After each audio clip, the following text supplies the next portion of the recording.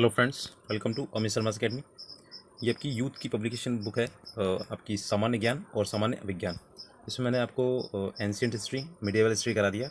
ये आपकी modern history का ये सेकंड पार्ट रहेगा। ठीक है, वैसे मैंने बोला था कि 2 पार्ट में हो जाएगा, लेकिन क्वेश्चन इसमें ज़्यादा हैं, तो ये आपका सेकंड पार्ट रहेगा। इसके बाद आपका एक थर्ड पार्ट आएगा। ठीक है, तो ये आपका 2 पार्ट में मैं करा दूँगा। ठीक है, ये सेकेंड पार्ट है और इसमें मैंने आपको फर्स्ट पार्ट में आपका करा दिया है, काफ़ी क्वेश्चंस कराए हैं। आप एक बार जाके चैनल पर विजिट कीजिएगा तो आपको प्लेलिस्ट मिल जाएगी इसकी। ये आपका सेकेंड पार्ट रहने वाला है। तो अगर वीडियो अच्छा लगे प्लीज़ लाइक से सब्सक्राइब कीजिएगा। ये इंडेक्स है आपकी आधुनिक भारत का इतिहास। यहाँ से मैंने 8 तक ये आपका भारतीय समाचार पत्रों का इतिहास और पुस्तकें ये सब करा दिया मैंने। तो इसके आगे का देखते हैं। इसमें ये 9 नंबर टॉपिक है आपका 19वीं शताब्दी में सामाजिक एवं सांस्कृतिक जागरण। देखिए, ऑल इंडिया हरिजन संघ की स्थापना 1932 में किसके द्वारा की गई थी? तो ये आपकी की गई थी ऑप्शन नंबर सी, ये महात्मा गांधी द्वारा की गई थी। ठीक है, और इसमें देखिए आपका इसका उद्देश्य था सत्य अहिंसा के तरीकों से हिंदू समाज में अस्पृश्यता के साथ साथ तथाकथित अस्पृश्यों द्वारा सामना की जाने वाली सभी प्रासंगिक बुराइयों और अक्षमताओं का उन्मूलन करना। उल्लेखनीय है कि हरिजन का शाब्दिक अर्थ है भगवान के बच्चे, और गांधी जी ने ये नाम जो था और उन लोगों को दिया जो उस समय अछूत या दलित वर्ग के रूप में जाने जाते थे। नेक्स्ट है 1893 में किसने ब्राह्मण विधवा से शादी की थी? ऑप्शन नंबर डी, ये डी के कर्वे थे। ठीक है, और ये आपके धोंदो केशव कर्वे इन्हें बोलते थे पूरा नाम। विधवाओं के कल्याण की पूरा जीवन समर्पित कर दिया उन्होंने। ठीक है, अपनी पहली पत्नी राधाबाई की मृत्यु हो जाने के बाद एक विधवा ब्राह्मणी गोड़बाई से 1893 में विवाह किया और विधवा विवाह संगठन की स्थापना की। नेक्स्ट है मद्रास में जस्टिस पार्टी ने उनकी या उनके यहाँ पर एक स्थान दिया है कि वजह से द्वैध शासन के प्रयोग में प्रति में सफल बना दिया। देखिए ऑप्शन नंबर ये हो जाएगा आपका डी वाला। देखिए ये हो जाएगा आपका ब्राह्मण विरोधी रुख। इसका एक्सप्लेनेशन देखते हैं। तो देखिए आपका मद्रास में जस्टिस पार्टी ने उनकी ब्राह्मण विरोधी रुख की वजह से द्वैध शासन के प्रयोग को प्रांत में सफल बना दिया। जस्टिस पार्टी की स्थापना 1916 में हुई थी।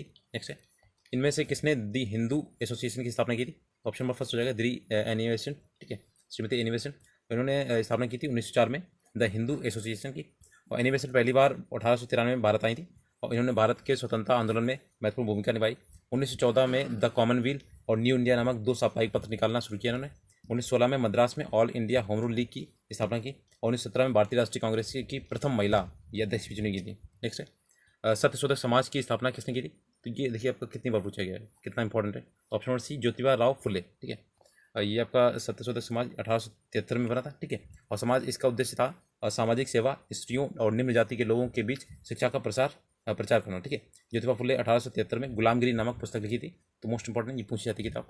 ठीक है, इनमें से किस एक की निंदा ब्रह्म समाज ने नहीं की थी? तो देखिए ऑप्शन नंबर ए, ये अवतारवाद की उन्होंने आपकी निंदा नहीं की थी।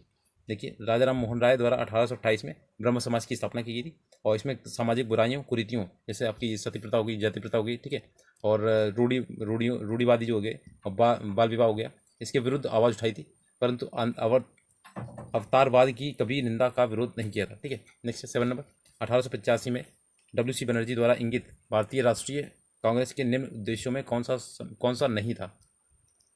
तो देखिए इसमें आपका कौन सा नहीं था? ऑप्शन नंबर हो जाएगा ई वाला। तो इसमें से कोई नहीं था। ठीक है, इसमें सारे आपके सही हैं। देखिए कांग्रेस के प्रथम अध्यक्ष जो थे WC बनर्जी ने भारतीय राष्ट्रीय कांग्रेस के प्रथम अधिवेशन 1885 में ये उद्देश्य बताए थे। देखिए समाज विभिन्न भागों में राष्ट्र के हित के कार्यों के संलग्न ऐसे सभी व्यक्तियों में परस्पर घनिष्ठता मित्रता को बढ़ावा देने के दिशा में कार्य करना, अपने सभी राष्ट्र प्रेमियों में जाति धर्म प्रांतीयता के सभी संभव पूर्व ग्रहों को सीधे मित्रतापूर्वक व्यक्तिगत संपर्क के दूर करना, राष्ट्रीय एकता की उन भावनाओं की पूरी तरह विकसित करना या और संगठित करना, तत्कालीन महत्वपूर्ण और ज्वलंत सामाजिक समस्याओं के बारे में शिक्षित वर्ग के परिपक्व व्यक्तियों के साथ पूरी तरह से विचार विमर्श करने के बाद बहुत सावधानी से इसका प्रमाणिक और लेखा जोखा तैयार करना, जिन दिशाओं में और जिन तारीख से अगले 12 महीनों में देश के राजनीतिज्ञों को लोकहित के लिए कार्य करना चाहिए उनका निर्धारण करना, ये आपकी विशेषताएं थी। भारतीय राष्ट्रीय कांग्रेस के द्वितीय मुस्लिम जो थे अध्यक्ष कौन थे? तो आपके ऑप्शन नंबर सी ये थे रहमतुल्लाह मोहम्मद सयानी। ठीक है, तो इसमें देखिए ऑप्शन ये जो आपके प्रथम जो थे आपके बदरुद्दीन तैयब जी थे। ठीक है, यहाँ पर देखिए बदरुद्दीन तैयब जी इन्होंने मद्रास में आयोजित जो कांग्रेस सम्मेलन 1887 में इसकी अध्यक्षता की थी। और सेकंड जो आपके थे रहमतुल्लाह सयानी थे 1896 के कलकत्ता अधिवेशन में इन्होंने अध्यक्षता की थी। ठीक है, किसने दास्ता की संस्था की आलोचना की और इसको गैर इस्लामिक वर्णित किया था? Option number D Syed Ahmad Khan. तो देखिए सैयद अहमद खां, इनका जन्म 1817 में दिल्ली में होता है और सैयद अहमद खां ने पीरी मुरीदी तथा दास प्रथा को इस्लाम के विरुद्ध बताया था। इन्होंने तहजीब उल अखलाक पत्रिका का प्रकाशन किया था। सैयद अहमद खान ने कुरान पर टीका लिखा था। 1864 में कलकत्ता में साइंटिफिक सोसाइटी की जो सोसाइटी की तथा 1875 में अलीगढ़ मुस्लिम एंग्लो ओरिएंटल कॉलेज की स्थापना की। मोस्ट इंपॉर्टेंट, बहुत पूछा जाता है, अलीगढ़ मुस्लिम एंग्लो ओरिएंटल की स्थापना किसने की थी? ठीक है, तो ये आप याद रखिए, सैयद अहमद खान। ठीक है, और 1920 में इनका नाम अलीगढ़ मुस्लिम विश्वविद्यालय पड़ गया था। ठीक है, पहले ये एंग्लो ओरिएंटल कॉलेज था। नेक्स्ट है, पूना सार्वजनिक सभा की स्थापना किसने की थी? तो देखिए ऑप्शन नंबर ये हो जाएगा आपका बी वाला, ये हो जाएगा आपका 1870 में महादेव गोविंद रनारी ने पूना सार्वजनिक सभा की स्थापना की थी। ठीक है, देख लीजिए, ये आपकी 2 अप्रैल 1870 में हुई थी इसके स्थापना। और इसका उद्देश्य क्या था? समाज सुधार करने और राजनीतिक चेतना उत्पन्न करना। महादेव गोविंद रनारी द्वारा 1870 में पूना में सार्वजनिक सभा की स्थापना की गई। इसके द्वारा सरकार और जनता के मध्य एक सेतु बनाने का कार्य किया गया और ये संगठन भारतीय राष्ट्रीय कांग्रेस का अग्रदूत था। ठीक है, आर्य समाज की स्थापना किसने की थी? ऑप्शन नंबर सी, ये दयानंद सरस्वती ने की थी। ठीक है, तो आर्य समाज की स्थापना दयानंद सरस्वती ने 1875 में बम्बई में की थी तब बाद में मुख्यालय लाहौर बनाया गया था और इन्होंने वेदों की और लौटों का नारा दिया था। दयानंद सरस्वती को भारत का मार्टिन लूथर किंग कहा जाता है। इन्होंने बाल विवाह एवं छुआछूत जाति प्रथा का विरोध किया और विधवा पुनर्विवाह एवं अंतर्जातीय विवाह का समर्थन किया। ठीक है, आर्य समाज में ने क्या था? भारतीयों के लिए एक नारा दिया था। ठीक है, नेक्स्ट है, यूनाइटेड पेट्रियाटिक एसोसिएशन की स्थापना किसने की थी? Option first, sir Syed Ahmed Khan. ठीक है, सर सैयद अहमद, इन्होंने 1888 में आपके देखिए सर सैयद अहमद खान और बनारस के राजा शिव प्रसाद सिंह दोनों ने की थी यूनाइटेड पेट्रियाटिक एसोसिएशन की स्थापना। ठीक है, और आपके देखिए ये दिल्ली में जन्मे सर सैयद अहमद खान एक मुस्लिम शिक्षक, कानून और विधिवेत्ता अनुवादक थे। इन्होंने मुस्लिम नवजागरण हेतु उत्कृष्ट प्रयास किए। इन्होंने शिक्षा विस्तार हेतु अलीगढ़ मुस्लिम विश्वविद्यालय की स्थापना की, साइंटिफिक सोसाइटी की स्थापना भी की। ठीक है, गोपाल कृष्ण गोखले जो थे आपके भारतीय शिक्षा के विस्तार के लिए वर्ष 1905 में servants of society India society की स्थापना की थी। बाल गंगाधर तिलक ने होम रूल लीग की स्थापना की थी। इन्होंने केसरी मराठा नामक समाचार पत्र संपादित किए थे और दादा भाई नौरोजी ने युवाओं में ज्ञान प्रसार हेतु ज्ञान प्रसारक मंडली की स्थापना की थी और ये 3 बार भारतीय राष्ट्रीय कांग्रेस के अध्यक्ष भी चुने गए। कौन? तो आपके दादा भाई नौरोजी जी। ठीक है, नेक्स्ट है, इनमें से किसने 1893 में शिकागो में आयोजित धर्म संसद में भाग लिया था? ऑप्शन बी, ये आपके स्वामी विवेकानंद जी थे।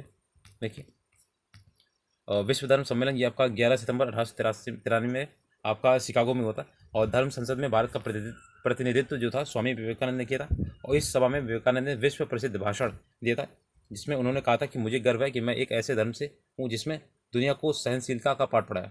हम सिर्फ सार्वभौमिक सहनशीलता में ही विश्वास नहीं रखते बल्कि हम विश्व के सभी धर्मों को सत्य के रूप में स्वीकार करते हैं। नेक्स्ट है, सती प्रथा को बंद कराने में किसने लॉर्ड विलियम बेंटिंग का सहयोग किया था? ऑप्शन डी, राजा राम मोहन राय ने। अब देखिए ये आपके विलियम बेंटिंग के समय 1829 में और नियम था आपका ये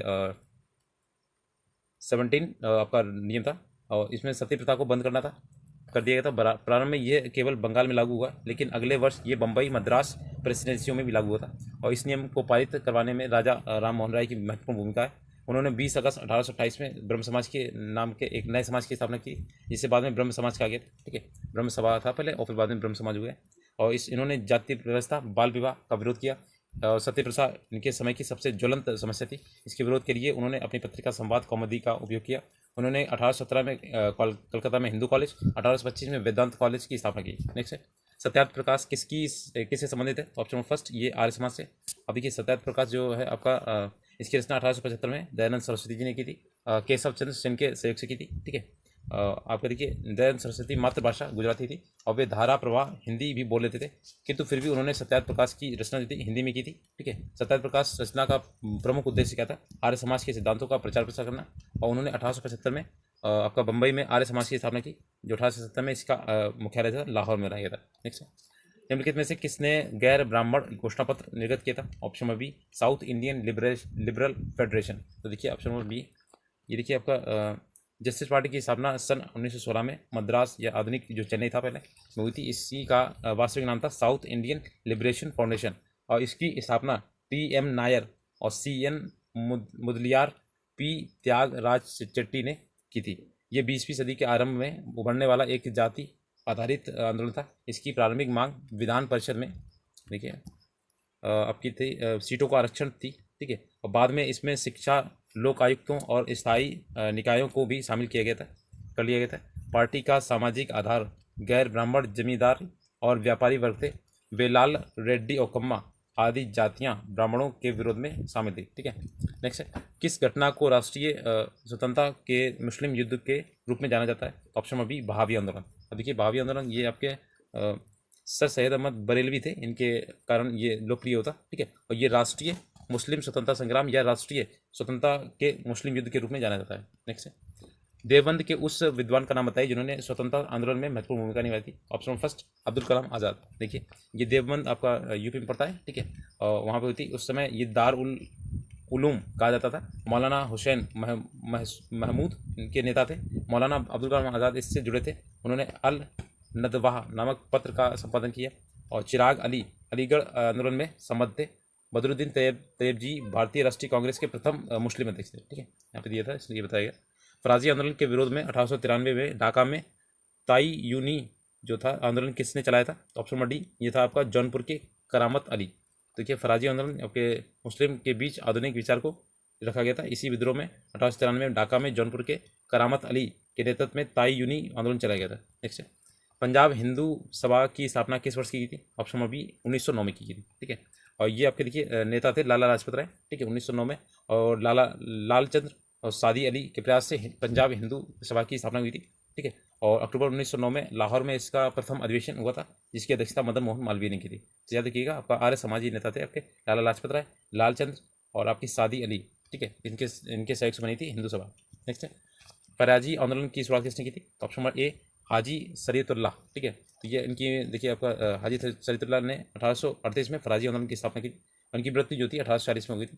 ठीक है, नेक्स्ट है, और इनकी जिसका जो आंदोलन था मृत्यु के बाद इसका नेतृत्व किया था दादू मीर ने। ठीक है, आंदोलन का मुख्य उद्देश्य इस्लाम धर्म में सुधार करना था, और साथ ही ये आंदोलन जमींदारों के विरुद्ध ज़्यादा सक्रिय था। ये आंदोलन 1838 से 1857 तक चला था। नेक्स्ट है, 1815 में प्रकाशित राजा राम मोहन राय की पहली पुस्तक का नाम क्या था? तो ये देखिए स्टार लगा हुआ है, यहाँ पे देख लेते हैं। आपकी राजा राम मोहन राय भारतीय राष्ट्रीयवाद का जनक और आधुनिक भारत का पिता कहा जाता है।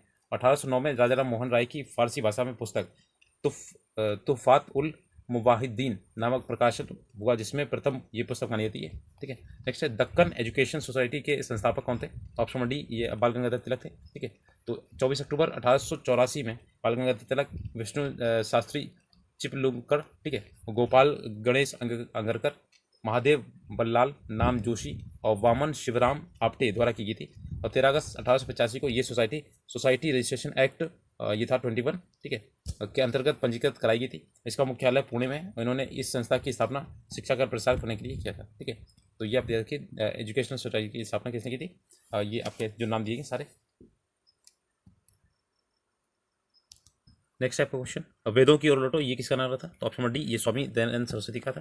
ठीक है, इन्होंने आर्य समाज की स्थापना 1875 में बम्बई में की थी। ठीक है, और ये नारा दिया था वेदों की ओर लौटो, और ये एक कठोर सुधारवादी थे। आर्य समाज ने छुआछूत जाति व्यवस्था का विरोध किया, परंतु वर्ण व्यवस्था का समर्थन किया था। और इन्हें भारत का मार्टिन लूथर बोलते हैं। ठीक है, मार्टिन लूथर किंग बोलते हैं भारत का। नेक्स्ट है, आर्य समाज की स्थापना कब हुई थी? ऑप्शन नंबर डी, 1875 में। ठीक है, नेक्स्ट है, इनमें से किस महिला समाज सुधारक को पंडित कहा जाता है? तो ये आपके ऑप्शन बी, पंडित रमाबाई बोलते हैं। ठीक है, नेक्स्ट है, देखते हैं इसका। इनका जन्म 23 अप्रैल 1858 को संस्कृत के विद्वान अनंत शास्त्री डोंगरे के घर में हुआ था, और इन्हें पंडित रमाबाई के नाम से जाना जाता है। ये एक प्रतिष्ठित भारतीय समाज सुधारक एवं सामाजिक कार्यकर्त्री थी। 1882 में इन्होंने आर्य महिला सभा की स्थापना की थी। नेक्स्ट है, बंगाल की एशियाटिक सोसाइटी की स्थापना किसने की थी? ऑप्शन नंबर बी, ये सर विलियम जोन्स ने की थी। ठीक है, और ये एक महान विद्वान, विधि शास्त्री और प्राचीन भारत संस्कृत संबंधी सांस्कृतिक अनुसंधानों के प्रारंभकर्ता थे। इन्होंने 1784 में बंगाल एशियाटिक सोसाइटी की स्थापना की थी, और जिसमें भारत के इतिहास, पुरातत्व, विशेषकर साहित्य और विधि शास्त्र संबंधी अध्ययन की नींव पड़ी थी। नेक्स्ट है, भारतीयों का कौन सा वर्ग पाश्चात्य संस्कृति से प्रभावित था? तो ऑप्शन नंबर सी, शिक्षित हिंदू मध्यम वर्ग। देखिएगा इस पर आपका 29 नंबर। देखिए, ब्रिटिश काल में भारत में हिंदू विधवा पुनर्विवाह का कानून के लिए श्रेय किसे श्रेय दिया जाता है? Option first, Ishwar Chandra Vidyasagar. देखिए 1856 में जुलाई में ईश्वर चंद्र विद्यासागर तथा अक्षय कुमार दत्ता के प्रयासों से हिंदू विधवा पुनर्विवाह अधिनियम यह 1856 में लागू हुआ था, और इस अधिनियम का ड्राफ्ट लॉर्ड डलहौजी द्वारा तय किया गया था, और इस अधिनियम को कैनिंग के समय पारित किया गया था। नेक्स्ट है, अस्पृश्यता जागरूकता अभियान गांधी जी ने कहाँ से आरंभ किया था? ऑप्शन नंबर सी, ये वर्धा से किया था। ठीक है, गुजरात के वर्धा से। 7 नवंबर 1933 को वर्धा से गांधी जी ने अपने हरिजन यात्रा की प्रारंभ किया था। पूरे देश की यात्रा थी। 1932 में अखिल भारतीय अस्पृश्यता विरोधी लीग का गठन किया गया था। जनवरी 1933 में उन्होंने हरिजन नामक साप्ताहिक प्रकाशन भी किया था और पत्र था एक, ठीक है। हिंदू विधवा पुनर्विवाह अधिनियम कब बनाया गया था? तो देखिए ऑप्शन नंबर ये हो जाएगा आपका सी वाला 1855 में, ठीक है। देखिए लॉर्ड डलहौजी के समय हिंदू विधवा पुनर्विवाह अधिनियम ड्राफ्ट 1855 में बनाया गया था और लॉर्ड कैनिंग के समय 26 जुलाई 1856 को पारित भी हुआ था। इसे पारित कराने में ईश्वरचंद्र विद्यासागर का प्रमुख योगदान, ठीक है। नेक्स्ट राजा राम मोहन राय द्वारा निम्नलिखित में से कौन से सामाजिक धार्मिक आंदोलन की स्थापना की गई थी? तो ऑप्शन नंबर डी ये ब्रह्म समाज की गई थी, ठीक है। देखिए राजा राम मोहन राय को भारत के पुनर्जागरण का अग्रदूत व आधुनिक भारत का जनक कहा जाता है।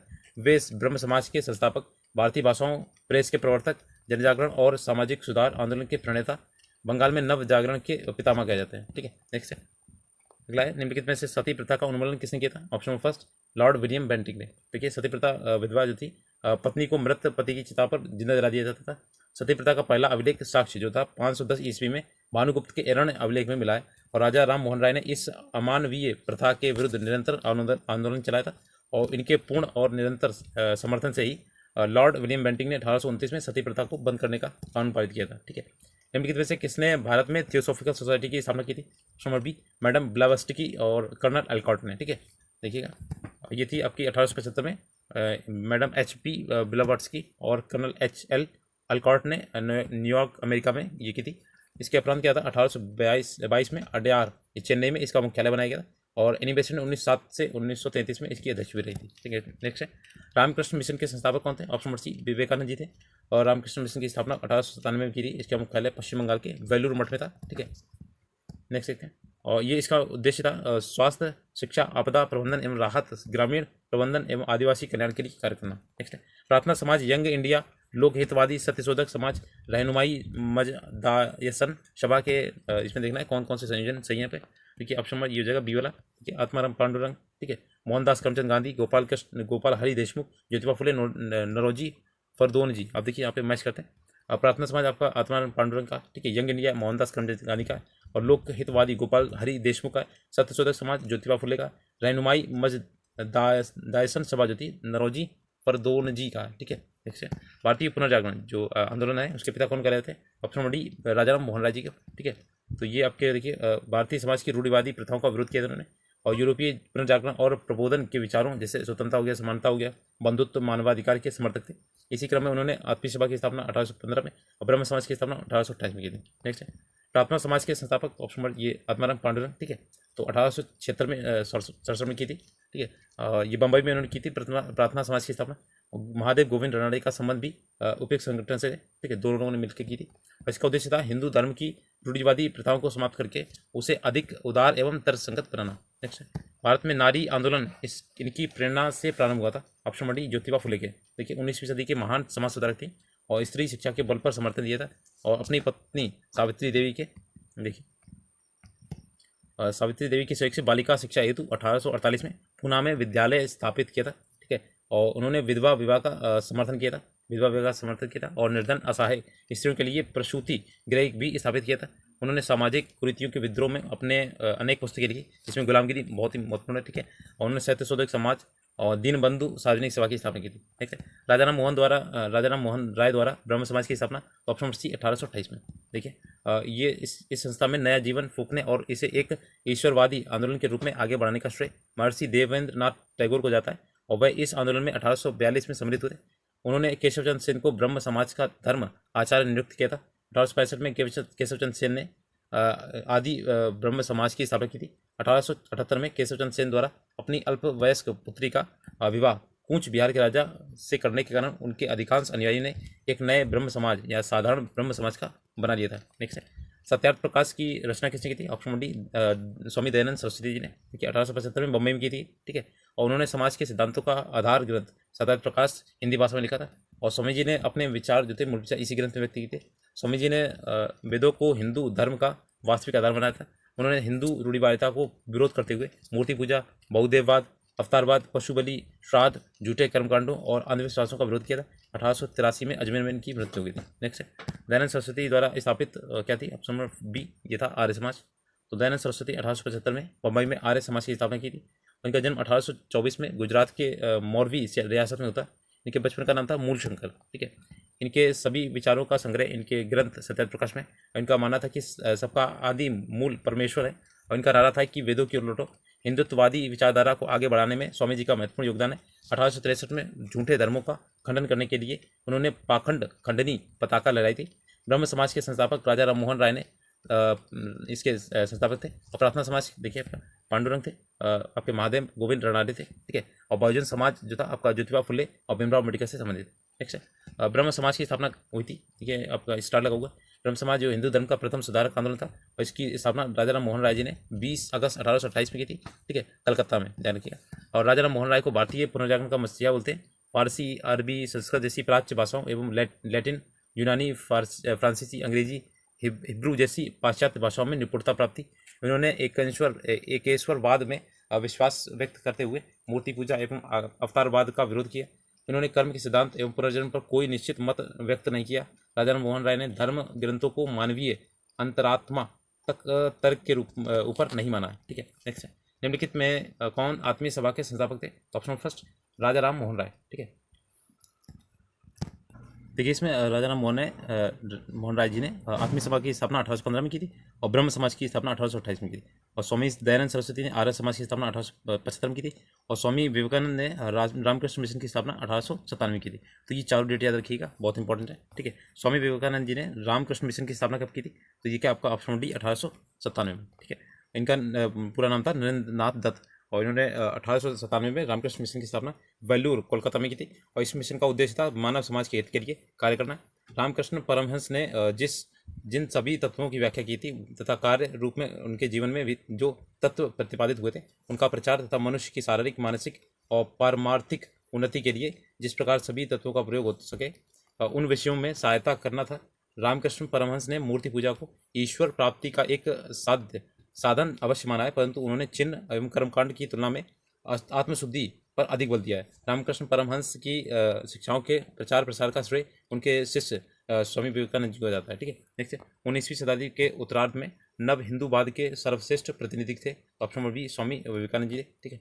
और 1893 में इन्होंने अमेरिका के शिकागो में एक भाषण दिया था, और जो आपका विश्व धर्म सम्मेलन था, और उन्होंने भारत के आध्यात्मिक शक्ति को इस सम्मेलन के माध्यम से समस्त विश्व को दिखाया था, ठीक है।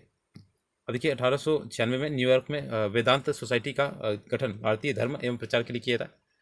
और 1897 में उन्होंने रामकृष्ण मिशन जो मठ था स्थापना की थी, और इन्होंने मूर्ति पूजा, बहुदेववाद आदि का समर्थन किया था, क्योंकि उनका मानना था कि ईश्वर साकार व निराकार दोनों है, और उनकी अनुभूति विभिन्न तरीकों से की जा सकती है। इसी कारण 19वीं शताब्दी के नव हिंदू जागरण का संस्थापक कहा जाता है। नेक्स्ट 19वीं शताब्दी के धर्म और एवं समाज सुधारक आंदोलनों ने जनसंख्या के किस वर्ग को मुख्यतः आकर्षित किया था? तो ऑप्शन नंबर डी देखिए 1, 2, 4। तो आपका बुद्धिजीवी थे, ठीक है। आपका नगरीय उच्च जातियां थी और उजार रजवाड़े थे, ठीक है। ऑप्शन नंबर 1, 2, 4 हो गया। देखिए इसमें क्या था, इस समय कंपनी की पाश्चात्य शिक्षा पद्धति के आधुनिक तात्कालिक युवा मन चिंतनशील को उठा, और इस आंदोलन में बुद्धिजीवी वर्गों, नगरीय उच्च जातियों तथा उदार रजवाड़ों के मुख्य रूप से आकर्षित होते। नेक्स्ट महाराष्ट्र के किस समाज सुधारक को लोक हितवादी कहा जाता है? Option number D Gopal Hari Deshmukh, ठीक है। ये आपके देखिए लोक हितवादी कहा जाता है। गोपाल कृष्ण गोखले न्यायाधीश रनाडे के शिष्य थे, और वे रनाडे को अपना आध्यात्मिक और राजनीतिक गुरु मानते थे। 1905 में गोखले ने सर्वेंट ऑफ सोसाइटी की स्थापना की थी, जिसका उद्देश्य था देशभक्त तैयार करना, ठीक है। और उनकी मृत्यु पर तिलक ने उन्हें भारत का हीरा, महाराष्ट्र का रत्न और देश सेवकों का राजा बतलाया है, ठीक है। ब्रिटिश सरकार गोखले को एक छुपा हुआ राजद्रोही समझती थी, ठीक है। MG रनाडे को महाराष्ट्र का सुकरात तथा आधुनिक ऋषि कहा जाता है, और रनाडे ने पुणे में पुणे सार्वजनिक सभा की स्थापना की थी। इसका उद्देश्य जनता में राजनीतिक चेतना को जागृत करना एवं महाराष्ट्र में समाज सुधारक आदि करना था। नेक्स्ट भारत में सती प्रथा प्रतिषेध कानून कब पारित हुआ था? तो ऑप्शन बी 1829 में पारित हुआ था। इसमें दिया था 1829 में नियम 17 के तहत सभी जो आपकी सती प्रथा को प्रतिबंधित कर दिया था, और पहले ये प्रतिबंध जो था केवल बंगाल में था, किंतु 1830 में ये प्रतिबंध बम्बई और मद्रास में भी लागू हुआ था, ठीक है। स्वामी दयानंद सरस्वती का जन्म कब हुआ था? देखिए इसमें डेट आपको आ जाएगा बी वाला, गुजरात में, ठीक है, गुजरात में हुआ था। और इनका एक ये ब्राह्मण परिवार के थे, और बचपन का नाम था मूल शंकर। 1875 में इन्होंने आर्य समाज की स्थापना की थी बॉम्बे में, ठीक है। और इनकी प्रसिद्ध जो पुस्तक है सत्यार्थ प्रकाश थी, प्रसिद्ध नारा वेदों की ओर लौटो। और ये आर्य समाज का मुख्य जो सामाजिक उद्देश्य था ईश्वर के प्रति पितृत्व एवं मानव के प्रति मातृत्व जो भातृत्व की भावना, स्त्री पुरुष के बीच समानता सभी लोगों के बीच पूर्ण न्याय की स्थापना और सभी राष्ट्रों के मध्य सौहार्दपूर्ण व्यवहार। नेक्स्ट है, यंग बंगाल आंदोलन को प्रभावित किया था, तो ऑप्शन नंबर डी ये हेनरी विवियन डेरेजियो ने।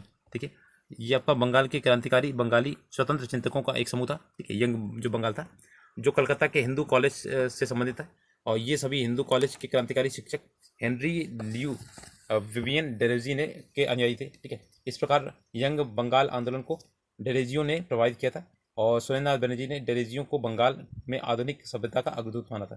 नेक्स्ट कहा था इन्हें। अगला है, भारत भारतीयों के लिए, ये नारा किसने दिया था?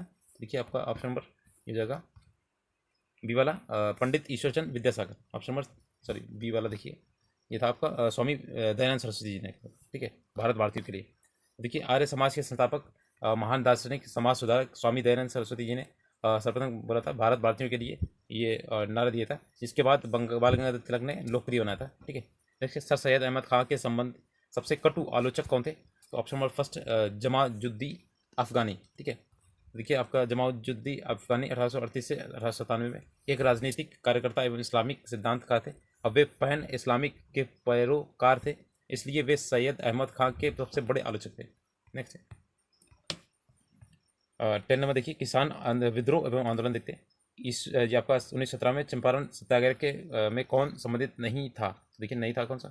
ऑप्शन नंबर ये डी नहीं था आपका, राम मनोहर लोहिया नहीं थे, बाकी जेबी कृपलानी थे, राजकुमार शुक्ल थे और राजेंद्र प्रसाद थे। ठीक है, ये 1917 में हुआ था। और ये आपका देखिए राम मनोहर लोहिया तो आपके कांग्रेस सोशलिस्ट पार्टी से थे, और उन्होंने आज़ादी के बाद संयुक्त सोशलिस्ट पार्टी की स्थापना की थी। व्हील्स ऑफ हिस्ट्री, चौकबा राज आदि उनकी पुस्तकें हैं। ठीक है, चंपारण सत्याग्रह महात्मा गांधी के सहयोग से इसमें राजेंद्र प्रसाद जी थे, जेबी कृपलानी, महादेव देसाई, मजरुल हक ने भाग लिया था, और ये आपका राजकुमार शुक्ल के आमंत्रण पर गांधी जी ने चंपारण आए थे। ठीक है, नेक्स्ट है, मालाबार में मोपला विद्रोह जो होता किस वर्ष हुआ था?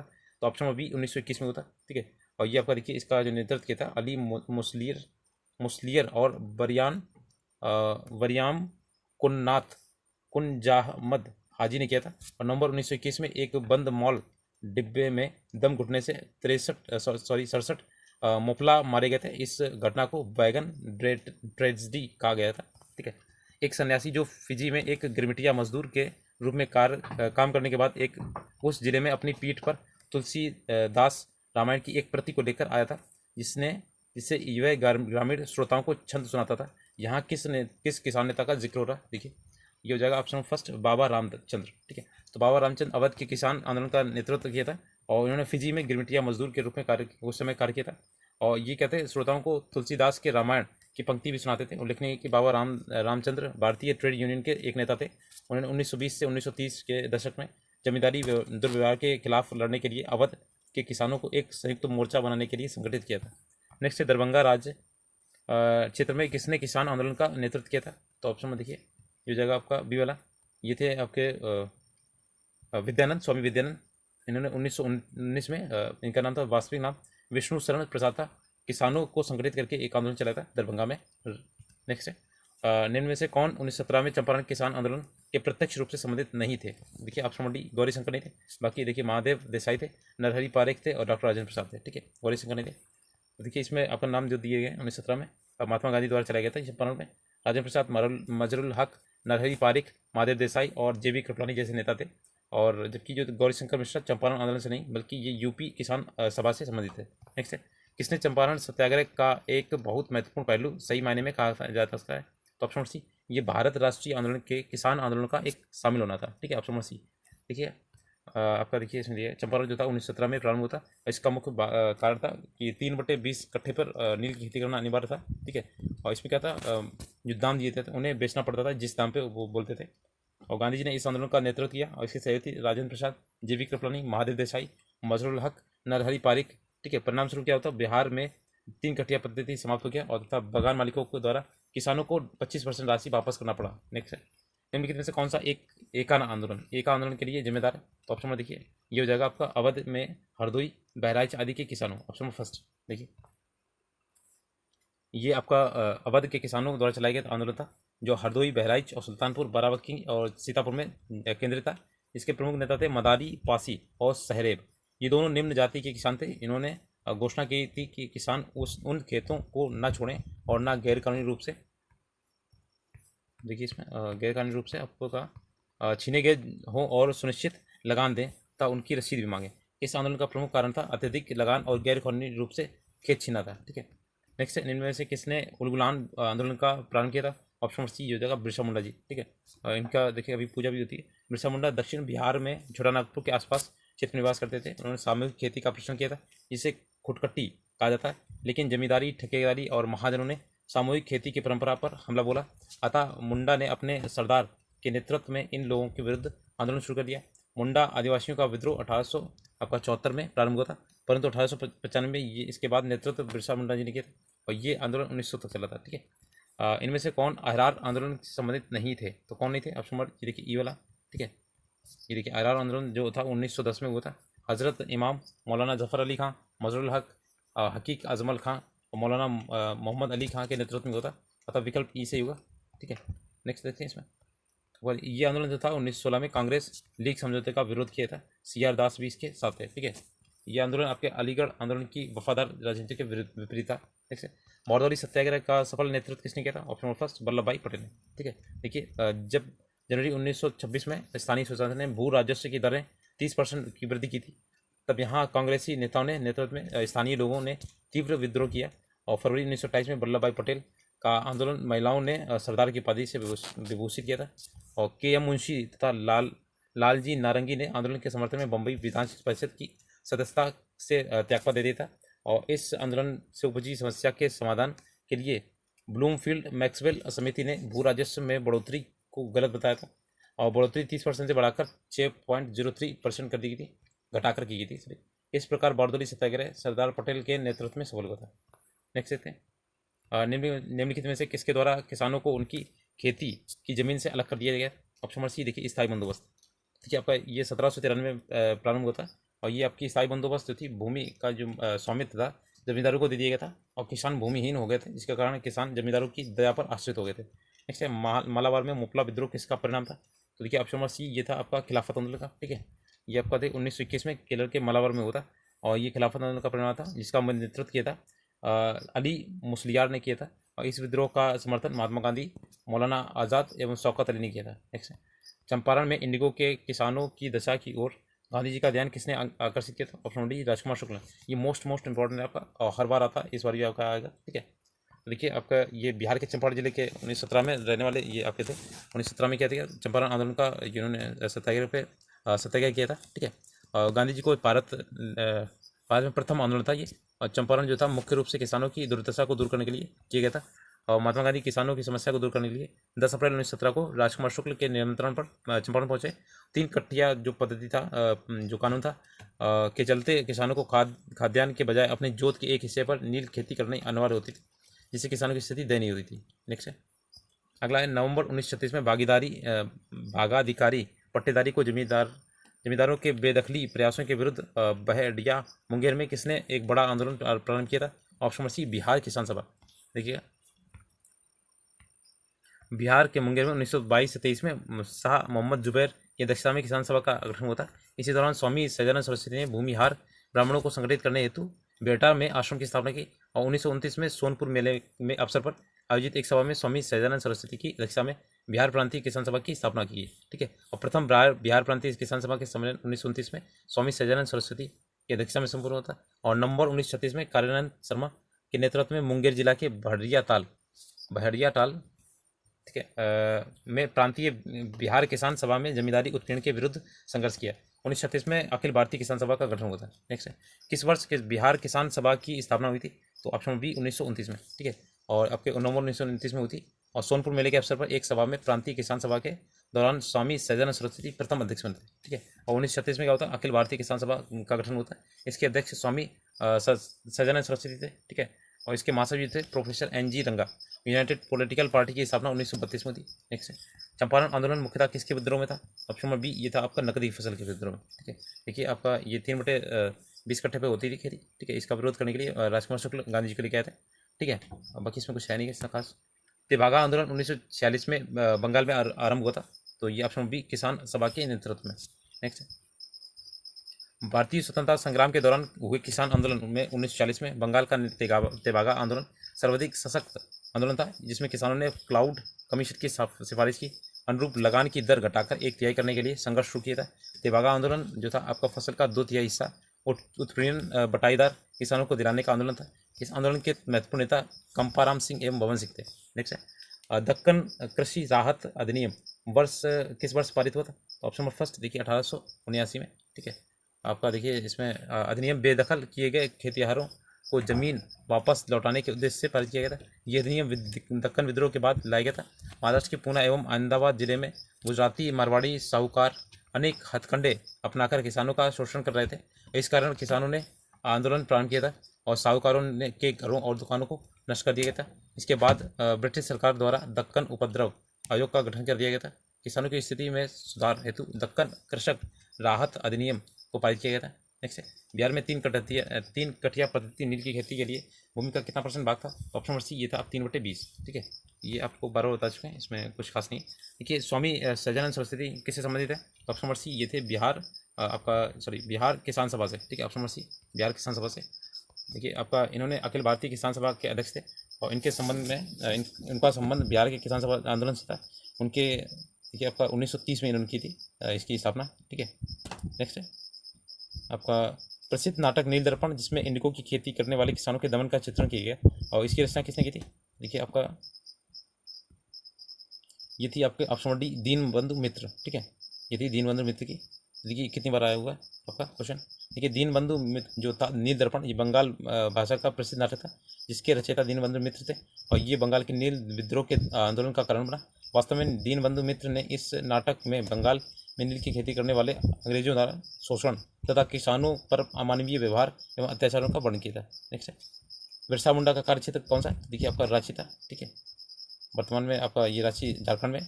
देखिए 1874 में प्रारंभ हुआ था लेकिन 1895 में इसका नेतृत्व बिरसा मुंडा ने किया था। ठीक है, ये आपको मुंडा आदिवासियों द्वारा किया गया था और 1900 तक चला था। इस विद्रोह में मुंडा महिलाओं की भूमिका में महत्वपूर्ण थी। बिरसा मुंडा को 3 फरवरी 1900 को सिंह भूमि की गिरफ्तार कर रांची जेल में डाल दिया गया था और 1900 में यहाँ पे हजार से उनकी मृत्यु हो गई। नेक्स्ट है 1855 में संथालों ने किस अंग्रेज कमांडर को हराया था? ऑप्शन नंबर सी देखिए मेजर बारो। ठीक है, देखिए संथाल विद्रोह सर्वाधिक प्रसिद्ध आदिवासी विद्रोह था। भागलपुर से राजमहल के बीच ये पूछा जाता कौन सा क्षेत्र है? दामन ए कोह के नाम से जाना जाता है। ये संथाल बाहुल्य क्षेत्र था। यहाँ हजारों संथाल सिद्धू एवं कानू के नेतृत्व में विद्रोह किया गया था। संथाल के दमन के लिए मेजर जो बारो थे सेना भेजी गई थी जिसे संथालों ने पराजित किया था और 1856 में कानू ने देखिए कानू पकड़ा गया था। ठीक है, किसान क्या करें किसने लिखी? तो देखिए ये आपके ऑप्शन नंबर ए ये स्वामी सहजानंद सरस्वती जी ने लिखी। ठीक है, क्वेश्चन क्या करें तो ये आपके देखिए वे भारत में किसान आंदोलन के जनक थे। 1889 में गाजीपुर में इनका जन्म हुआ था। मृत्यु 1950 में पटना में थी। ठीक है, इन्होंने ऑल इंडिया किसान सभा की स्थापना की। इनके द्वारा लिखित पुस्तक थी कर्म कलाप, गीता हृदय, क्रांति और संयुक्त मोर्चा, किसान कैसे लड़ते हैं और किसान क्या करें। ठीक है, और झारखंड के किसान, मेरा जीवन संघर्ष प्रमुख। नेक्स्ट किसान नेता मोतीलाल तेजावत संबंधित है। देखिए ऑप्शन नंबर ये हो जाएगा बी वाला। देखिए ये मेवाड़ के भील आदिवासी आंदोलन से तेजावत ये संबंधित है। देखिए इसका एक्सप्लेनेशन देखते हैं। किसान नेता जो थे मोतीलाल तेजावत मेवाड़ के भील आदिवासी आंदोलन के संबंधित है और 1921 से 22 में मोतीलाल तेजावत ने भील आंदोलन विद्रोह का नेतृत्व किया था। ठीक है, नील विद्रोह कहाँ हुआ था? देखिए आपका ये हुआ था आपका ऑप्शन नंबर सी बंगाल में। ठीक है, नील विद्रोह आपका बंगाल में हुआ था। देखिए 1859 से 60 के बीच में बंगाल के नदिया जिले के गोविंदपुरम गांव में प्रारंभ हुआ था और नील उत्पादकों ने किसानों को जबरन नील की खेती करने के लिए बाध्य किया था जबकि इसके उत्पादन में किसानों को बेहतर कीमत नहीं मिलती थी। अतः दिगंबर विश्वास और विष्णु विश्वास के नेतृत्व में किसानों ने नील की खेती बंद करने का निर्णय लिया। इसी को नील विद्रोह कहा गया था और दीनबंधु मित्र ने एक नाटक लिखा था नील दर्पण में इसकी दुर्दशा और बारीकियों के बारे में बताया। नेक्स्ट नील विद्रोह किसके बारे में था? देखिए आपका ऑप्शन नंबर सी हो जाएगा। ये था रैयत नील की खेती नहीं करना चाहते थे और उनसे जबरदस्ती अमान्य मूल्य पर जबरदस्ती कराई जाती। नेक्स्ट कि नील जो आंदोलन था 1859 में अपनी आर्थिक मांगों को लेकर किए गए आंदोलन में सर्वाधिक जुझारू और व्यापक आंदोलन में जो बंगाल में था। ठीक है, और शोषण के विरुद्ध क्या था? ये किसान की सीधी लड़ाई थी।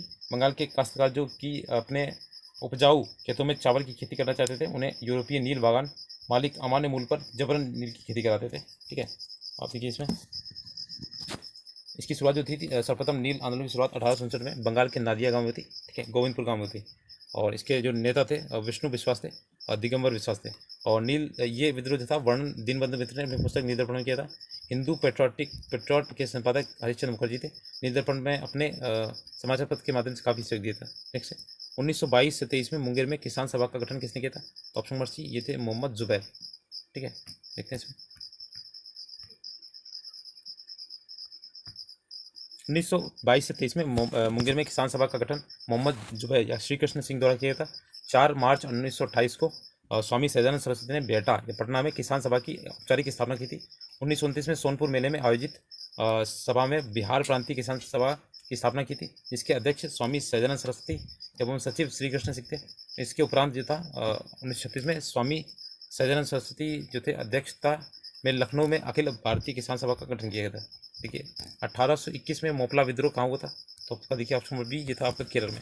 ठीक है, ये आपका देखिए केरल के मोपला कृषक जो कृषक थे उन अरब लोगों के वंशज थे जो बहुत पहले ही मालाबार तट पर बस गए थे। ये मोपला कृषक मुसलमान थे। मोपला या तो खेती करते थे या छोटे छोटे व्यवसाय करते थे। खिलाफत आंदोलन के दौरान जो था शौकत अली, महात्मा गांधी, अबुल कलाम आज़ाद ने मोपला विद्रोहियों का समर्थन किया था। ठीक है, खिलाफत नेता जो थे आपके आज़ाद ने मोपला विद्रोहियों का समर्थन किया। खिलाफत नेता जो थे आपके अली मुसलियार इस विद्रोह का नेतृत्व कर रहे थे, जो गिरफ्तार करने के लिए स्थानीय मजिस्ट्रेट ने मस्जिद पर छापा मारा था। पुलिस ने स्थानीय मोपलाओं पर गोली चलाई और बड़ी संख्या में मोपला मारे गए थे। परिणाम स्वरूप क्या होता है, मोपला हिंसा पर उतर आए और उन्होंने आपके सरकारी संपत्ति लूटी और आग लगा दी। अब ब्रिटिश नौकरशाही ने हिंदुओं को भड़काया, जिससे इस संघर्ष में सांप्रदायिक रूप धारण कर लिया। दिसंबर 1921 में ये विद्रोह पूरी तरह से कुचल दिया गया।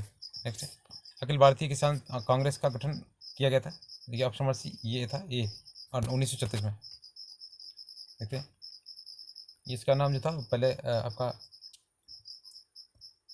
पहले इसका नाम था अखिल भारतीय किसान कांग्रेस का, ये 1936 में। और फिर ये आपका इसका नाम बदला गया था, अखिल भारतीय किसान सभा रखा गया था 1936 में। लखनऊ में इसके प्रथम अधिवेशन की अध्यक्षता स्वामी सहजानंद ने की थी। नेक्स्ट आपका देखिए 1936 में लखनऊ में अखिल भारतीय किसान सभा का प्रथम अध्यक्ष से चुना गया, तो सहजानंद सरस्वती। नेक्स्ट है देखिए प्रथम अधिवेशन की अध्यक्षता कृषक जो नेता थे स्वामी सहजानंद ने की थी और एनजी रंगा इसके महासचिव थे। नेक्स्ट है स्वामी सहजानंद सरस्वती भूमि और जलमार्ग के राष्ट्रीयकरण की मांग के साथ अखिल भारतीय संयुक्त किसान सभा का गठन किया था। देखिए आपका ये हो जाएगा ऑप्शन नंबर सी, 1930 के दशक में।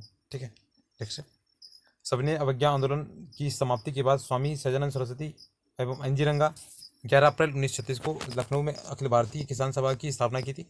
और स्वामी सहजानंद सरस्वती जो थे 1936 के दशक में भूमि और जलमार्गों के राष्ट्रीयकरण की मांग की थी। नेक्स्ट किसने दुखी और दुखी आत्मा दुखी हृदय जैसे छद्म नामों के तहत लिखकर चंपारण के किसानों को दुर्दशा पर प्रकाश डाला था? तो ऑप्शन नंबर 1 ये था पीर मोहम्मद मुनीश। ठीक है, देखिएगा ये आपके इन्होंने चंपारण में यूरोपीय बगानों मालिकों द्वारा किसान के शोषण और उनकी दुर्दशा का मार्मिक चित्रण वर्णन प्रस्तुत किया।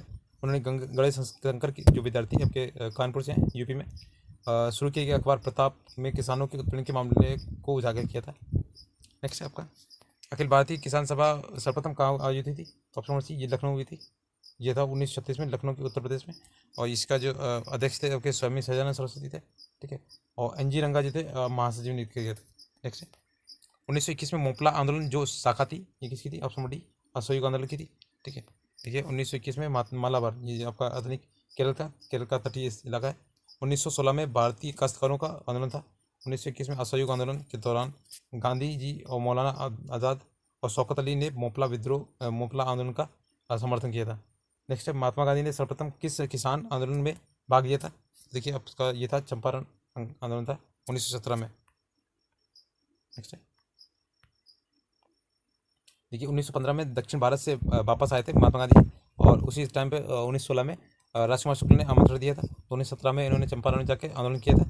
ठीक है, नेक्स्ट महाराष्ट्र में रामोसी कृषक का जत्था किससे स्थापित किया जाता था? Option number C, Vasudev Balwant Phadke. देखिए 1879 में इन्होंने स्थापित की थी। रामोसी में कृषक जत्था को वासुदेव बलवंत फड़के ने 1879 में स्थापित किया था। रामोसी किसान में जमींदारों के अत्याचार के विरुद्ध विद्रोह किया था। ज्योतिबा फुले द्वारा गुलामगिरी नामक पुस्तक लिखी थी 1872 में किया था। इन्होंने 1873 में सत्यशोधक समाज की स्थापना की थी। तो दोनों आपकी मोस्ट इंपॉर्टेंट है। नेक्स्ट है अवध के एका आंदोलन का उद्देश्य क्या था? तो ऑप्शन नंबर फर्स्ट, सरकार को लगान देना बंद करना।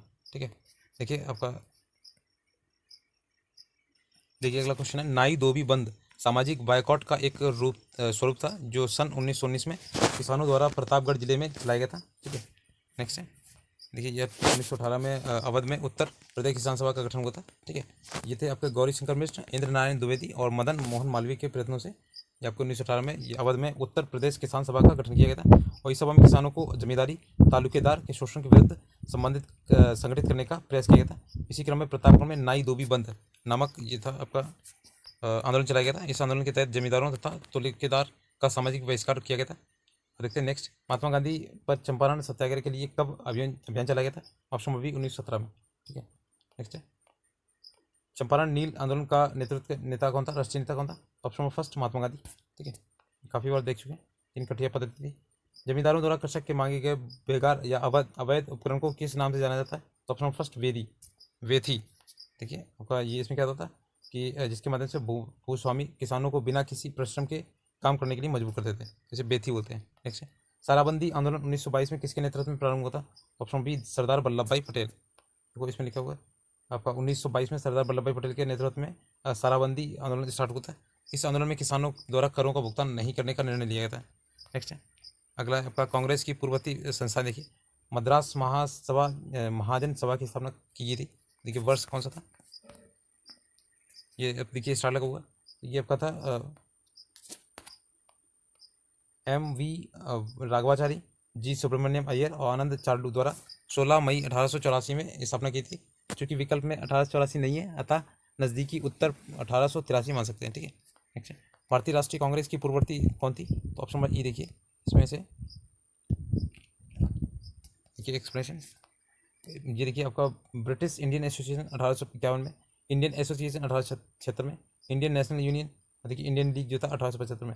तो उपरोक्त जो आपकी संस्थाएं भारतीय राष्ट्रीय कांग्रेस की पहले की संस्थाएं। ठीक है, नेक्स्ट है, मुंबई प्रेसिडेंसी एसोसिएशन की स्थापना किसने की थी? तो ऑप्शन नंबर ई दिया गया। ठीक है, देखिए 4 नेता थे, फिरोज मेहता, ये था आपका चौथा, फिरोज मेहता, बदरुद्दीन तैयब जी और के.टी. तेलंग और काशीनाथ त्र्यंबकम के प्रयासों से हुई थी। ठीक है, 1885 में बम्बई प्रेसिडेंसी एसोसिएशन की स्थापना। ठीक है, इसके पहले अध्यक्ष जमशेद जी भाई बनाए गए थे। लोगों में राजनीतिक विचारों का प्रसार करना इसका उद्देश्य था। बम्बई प्रेसिडेंसी एसोसिएशन को पहले बॉम्बे एसोसिएशन के नाम से जाना जाता था। इसकी स्थापना 1852 में हुई थी। ठीक है, इंडियन एसोसिएशन ने किसका गठन करके राष्ट्रीय चेतना बढ़ाने में महत्वपूर्ण भूमिका निभाई थी? तो देखिए option number C Indian National Congress. ठीक है, देखिए 26 जुलाई 1876 में सूर्यनाथ बनर्जी ने ये की थी। ठीक है, आनंद मोहन बोस ने इंडियन एसोसिएशन की स्थापना 1883 में, कलकत्ता के इंडियन एसोसिएशन ने नेशनल कांग्रेस नामक एक अन्य अखिल भारतीय संगठन का सम्मेलन आयोजित किया था। ठीक है, देखिए दूसरा नेशनल इंडियन कांग्रेस कलकत्ता में 25 दिसंबर 1885 को हुआ था। इसकी अध्यक्षता आपका था सुरेंद्रनाथ बनर्जी ने की थी। इस तरह से इंडियन एसोसिएशन ने 1883 में इंडियन नेशनल कांग्रेस का आयोजन करके राष्ट्रीय चेतना जगाने का कार्य किया था। ठीक है, अगला देखते हैं, इंडियन एसोसिएशन का नेतृत्व किसने किया था? तो अभी बताया था, ऑप्शन नंबर ई देखिए, इसकी स्थापना जो थी जिसे भारत सभा बोलते थे 1876 में, और इसकी प्रथम राष्ट्रवादी संस्था थी। इसकी स्थापना सूर्यनाथ बनर्जी ने और आनंद मोहन बोस ने की थी। बाद में चलकर ये क्या था, भारतीय राष्ट्रीय कांग्रेस में विलीन हो गया था। ठीक है, नेक्स्ट है आपका भारतीय राष्ट्रीय कांग्रेस। इसमें देखते हैं 1906 में आयोजित भारतीय राष्ट्रीय कांग्रेस INC का कलकत्ता अधिवेशन में भारत के लिए स्वराज का झंडा किसके द्वारा फहराया गया था? तो ये ऑप्शन नंबर देखिएगा सी, ये दादा भाई नौरोजी के द्वारा फहराया गया था। यहाँ पे 1906 में इन्होंने कलकत्ता अधिवेशन में इसकी अध्यक्षता की थी। तो इन्होंने स्वराज का झंडा दादा भाई नौरोजी द्वारा फैलाया गया था। दादा भाई नौरोजी ब्रिटिशकालीन भारत के एक पारसी बुद्धिजीवी, शिक्षाशास्त्री, कपास के व्यापारी, आरंभिक राजनीतिक एवं सामाजिक नेता थे। उन्हें भारत के grand old man of India बोला जाता है और भारतीय राष्ट्रवाद के जनक भी कहा जाता है। ये ब्रिटिश संसद के सदस्य के रूप में चुने जाने वाले पहले भारतीय थे। ये मोस्ट इंपॉर्टेंट है, बहुत पूछता है। ठीक है, और धन निष्कासन का सिद्धांत भी इन्होंने दिया था, ये भी आपका इंपॉर्टेंट है। नेक्स्ट है 1918 में मोंटफोर्ड सुधारों पर कांग्रेस ने एक महत्वपूर्ण रुख अपनाया, जिसके कारण पुराने उदारवादी अवशेष जो थे सप्रू, जयकर और चिंतामणि टूट गए, जिन्होंने गठन किया था। तो option number first Indian national liberal federation का इन्होंने गठन किया था। ये 8 जुलाई 1918 में मॉन्टेग्यू चैमफोर्ड रिपोर्ट प्रकाशित हुई थी। इसमें क्या था, ब्रिटिश शासन का लक्ष्य स्वशासित संस्थाओं का क्रमिक विकास करना था। कांग्रेस ने इसे असंतोषजनक, निराशापूर्ण माना। 17 अगस्त 1918 को सुरेंद्रनाथ बनर्जी के नेतृत्व में नरमपंथियों जैसे तेज बहादुर सप्रू, और M.R. जयकर और चिंतामणि ने रिपोर्ट का स्वागत किया और कांग्रेस से अलग होकर राष्ट्रीय उदारवादी संघ नेशनल लिबरल लीग का गठन किया, जो बाद में अखिल भारतीय उदारवादी संघ इंडियन नेशनल लिबरल फेडरेशन के नाम से प्रसिद्ध हुआ। और उदारवादियों ने मोंटफोर्ट जो घोषणा था उसे भारत का मैग्ना कार्टा कहा। नेक्स्ट है, कांग्रेस में उदारवादियों पर आक्षेप पर सुरक्षित बाल सिद्धांत किसने प्रयोग किया था? Option number B, Lala Lajpat Rai. देखिए, लाला लाजपत राय ने उदारवादियों के आक्षेप लगाए हुए कहा था, ठीक है, कांग्रेस में। और ये 1885 में देखिए A.O. ह्यूम द्वारा कांग्रेस की स्थापना सुरक्षित वाल्व सिद्धांत जो था, सेफ्टी वाल्व थ्योरी दी थी, ठीक है। नेक्स्ट है, किसकी अध्यक्षता के अंतर्गत मार्च 1940 में रामगढ़ में भारतीय राष्ट्रीय कांग्रेस का 53वां अधिवेशन हुआ था? तो ऑप्शन नंबर सी, ये थे मौलाना अब्दुल कलाम आज़ाद, ठीक है। तो ये आपके 53वें थे और रामगढ़ जो था आपका रांची में, रांची आपका झारखंड में, ठीक है। और 1940 में ये किया गया था, इसकी अध्यक्षता मौलाना अब्दुल कलाम आज़ाद ने की थी। 1940 से 45 के बीच में ये पद पर बने रहते, अध्यक्ष पद पर, ठीक है। नेक्स्ट है, भारतीय राष्ट्रीय कांग्रेस ने किस सत्र में पूर्ण स्वाधीनता का प्रस्ताव पारित किया था? ऑप्शन नंबर सी, ये था 1929 के लाहौर अधिवेशन में, ठीक है। तो इसमें देखिए, भारतीय राष्ट्रीय कांग्रेस का वार्षिक अधिवेशन तत्कालीन पंजाब प्रांत की राजधानी लाहौर में हुआ था। इसे ऐतिहासिक अधिवेशन में कांग्रेस ने पूर्ण स्वराज का घोषणा पत्र तैयार किया था और इसे कांग्रेस का मुख्य लक्ष्य घोषित किया गया। जवाहरलाल नेहरू को अध्यक्ष बनाने में गांधी जी ने निर्णायक भूमिका निभाई थी। नेक्स्ट है, भारतीय राष्ट्रीय कांग्रेस की प्रथम महिला अध्यक्ष कौन थी? तो आपकी एनी बेसेंट थी, ठीक है। और ये आपकी देखिए सरोजिनी नायडू आपकी भारतीय थी, ठीक है। यहाँ पे पूछा गया है प्रथम महिला, तो यहाँ पे एनी बेसेंट हो जाएंगी, ठीक है। और उन्होंने 1917 के कोलकाता अधिवेशन में 32वें अधिवेशन की अध्यक्षता की थी। और सरोजिनी नायडू जो थी 1925 में कानपुर के अधिवेशन की अध्यक्षता करने वाली प्रथम भारतीय महिला थी। तो दोनों पॉइंट याद रखिएगा, पहली महिला पूछी जाए तो आपका एनी बेसेंट होगा और प्रथम भारतीय महिला आपकी सरोजिनी नायडू होगा। देखिए, भारतीय राष्ट्रीय कांग्रेस की स्थापना A.O. ह्यूम द्वारा 28 दिसंबर 1885 में मुंबई स्थित गोकुलदास तेजपाल संस्कृत कॉलेज में हुई थी और इसके अध्यक्ष कौन थे? W.C. बनर्जी। नेक्स्ट है, भारतीय राष्ट्रीय कांग्रेस के 1922 में ईस्वी में आयोजित गया अधिवेशन की अध्यक्षता किसने की थी? ऑप्शन फर्स्ट, चित्तरंजन दास ने की थी। ये आपका बिहार में हुआ था, ठीक है। 1922 में आयोजित हुआ था अधिवेशन, चित्तरंजन दास थे। और इस अधिवेशन में सरकार द्वारा बनाई गई परिषदों का बहिष्कार अथवा परिषदों में प्रतिभाग करने पर विमर्श किया गया। पंडित मोतीलाल नेहरू एवं चित्तरंजन दास ने राष्ट्रीय आंदोलन की प्रगति को बनाए रखने के लिए कांग्रेस के विधानमंडल में प्रवेश कर राजनीतिक लड़ाई लड़ने का विचार प्रस्तुत किया। इसी कारण इन्हें परिवर्तनवादी कहा गया। इसी अधिवेशन में मोतीलाल नेहरू व C.R. दास ने त्यागपत्र दे दिया और जनवरी 1923 में कांग्रेस खिलाफत स्वराज पार्टी का गठन किया। नेक्स्ट है, 1929 में लाहौर में आयोजित भारतीय राष्ट्रीय कांग्रेस के अधिवेशन का अध्यक्ष कौन था? देखिए, ऑप्शन नंबर सी, ये थे जवाहरलाल नेहरू, ठीक है। देखिए, 1929 में जब लाहौर में आयोजित भारतीय राष्ट्रीय कांग्रेस के अधिवेशन की अध्यक्षता पंडित जवाहरलाल नेहरू ने की थी और कांग्रेस ने इस अधिवेशन में पूर्ण स्वराज का प्रस्ताव पारित किया था और 26 जनवरी को स्वतंत्रता दिवस के रूप में मनाने का निश्चय किया था। नेक्स्ट है, नरमपंथी द्वारा उपयोग में लाई गई प्रार्थना, याचिका और विरोध की पद्धति को गरम दल के नेताओं ने क्या नाम दिया था? देखिए, ऑप्शन नंबर 9 का ये हो जाएगा आपका बी वाला। देखिए, ये होगा आपका भिक्षावृत्ति की राजनीति, ठीक है। एक्सप्लेन देखते हैं इसका। देखिए, 1905 तक भारत के राष्ट्रीय आंदोलन पर उन लोगों का वर्चस्व था जिसको नरमपंथी, राष्ट्रवादी या उदारवादी कहा जाता था। ये उदारवादी नेता संवैधानिक तरीकों से ही भारत की स्वतंत्रता प्राप्त करना चाहते थे, क्योंकि अंग्रेजों की न्यायप्रियता में उनको इनकी घोर आस्था थी। इसलिए उदारवादी नेता अपनी मांगें प्रार्थना पत्रों, प्रतिवेदन और स्मरण पत्रों एवं शिष्टमंडलों के द्वारा सरकार के सम्मुख प्रस्तुत करते थे। इनके इसी लचीलेपन और संयत व्यवहार के कारण उग्रपंथी नेताओं ने इसे राजनीतिक भिक्षावृत्ति की संज्ञा दी थी। नेक्स्ट है, भारतीय राष्ट्रीय कांग्रेस के प्रथम मुस्लिम जो अध्यक्ष थे वो कौन थे? तो option number B, Badruddin Tyab ji, ठीक है। ये आपके इन्होंने तीसरे अधिवेशन की अध्यक्षता की थी मद्रास में 1887 में और कांग्रेस की स्थापना आपको 1885 में हुई थी मुंबई में, ठीक है। नेक्स्ट है, सूरत अधिवेशन 1907 में के बाद भारतीय राष्ट्रीय कांग्रेस पर किसका नियंत्रण हुआ था? ऑप्शन नंबर सी, नरमपंथी का। कांग्रेस के सूरत अधिवेशन 1907 में अध्यक्ष पद को केवल नरमपंथी एवं गर्मपंथी के नेताओं ने विवाद हो गया था इसमें, ठीक है। तो इसके वजह से क्या होता है, कांग्रेस का विभाजन होता है। इसके पश्चात इस अधिवेशन के अध्यक्ष जो नरम दल के नेता रासबिहारी घोष बने और साथ ही कांग्रेस के नरमपंथी का वर्चस्व स्थापित हो गया था। नेक्स्ट है, 1888 में इलाहाबाद के किस राजा ने भारतीय राष्ट्रीय कांग्रेस के चौथे अधिवेशन के संपन्न होने में बहुत बहुमूल्य सहायता प्रदान की थी? ऑप्शन नंबर सी थे, ये दरभंगा के राजा थे, ठीक है। तो ये देखिए 1888 में इन्होंने चौथा अधिवेशन था इलाहाबाद के लोथर काउंसिल खरीद कर कांग्रेस से दे दिया था, ठीक है। और इस अधिवेशन की अध्यक्षता जॉर्ज यूले ने की थी और सर सैयद अहमद खां एवं वाराणसी के राजा शिव प्रसाद सितारे हिंद ने इस अधिवेशन का विरोध किया था, ठीक है। ये दरभंगा के राजा थे, इसमें नाम नहीं दिए गए, ठीक है। नेक्स्ट है, अधिकतर नरमपंथी नेता कौन से थे? तो ऑप्शन बी, ये शहरी नेता थे, ठीक है।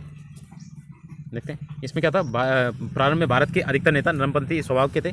इसमें महादेव गोविंद रनाडे, दादाभाई नौरोजी, गोपाल कृष्ण गोखले और फिरोज शाह मेहता प्रमुख थे। ये अधिकतर शहरी क्षेत्रों में थे, क्योंकि शिक्षा ग्रहण करने के लिए उन्हें शहरों में आना पड़ता था। बाद में वही ये भारतीय आंदोलन का हिस्सा बन जाते हैं। ये कारण है कि सभी नेता शहरी से संबंधित है, ठीक है, शहरों से। भारतीय राष्ट्रीय आंदोलन गर्मपंथियों के प्रभावाधीन आया था। देखिए ऑप्शन नंबर ये था 1906 के बाद, क्योंकि 1907 में आपका सूरत विभाजन हो गया था, ठीक है। इसमें देखिए आपके जो इसमें देखिए कांग्रेस के दादा भाई नौरोजी, गोपाल कृष्ण गोखले, फिरोज शाह मेहता जैसे नरम विचारधारा के लोग थे, और तिलक के आने के बाद गर्मपंथी विचारधारा का प्रभाव बढ़ा। तो 1907 में सूरत के विभाजन में एनिवेशन के प्रयास से 1916 में लखनऊ समझौता में पुनः एक हो गए, क्योंकि तब गोखले और फिरोज शाह मेहता जैसे नरमपंथी नेताओं की मृत्यु हो चुकी थी, ठीक है। नेक्स्ट है, निम्न में कौन उग्रपंथी नहीं था? तो ऑप्शन नंबर डी, ये गोपाल कृष्ण गोखले नरमपंथी उग्रपंथी नहीं था।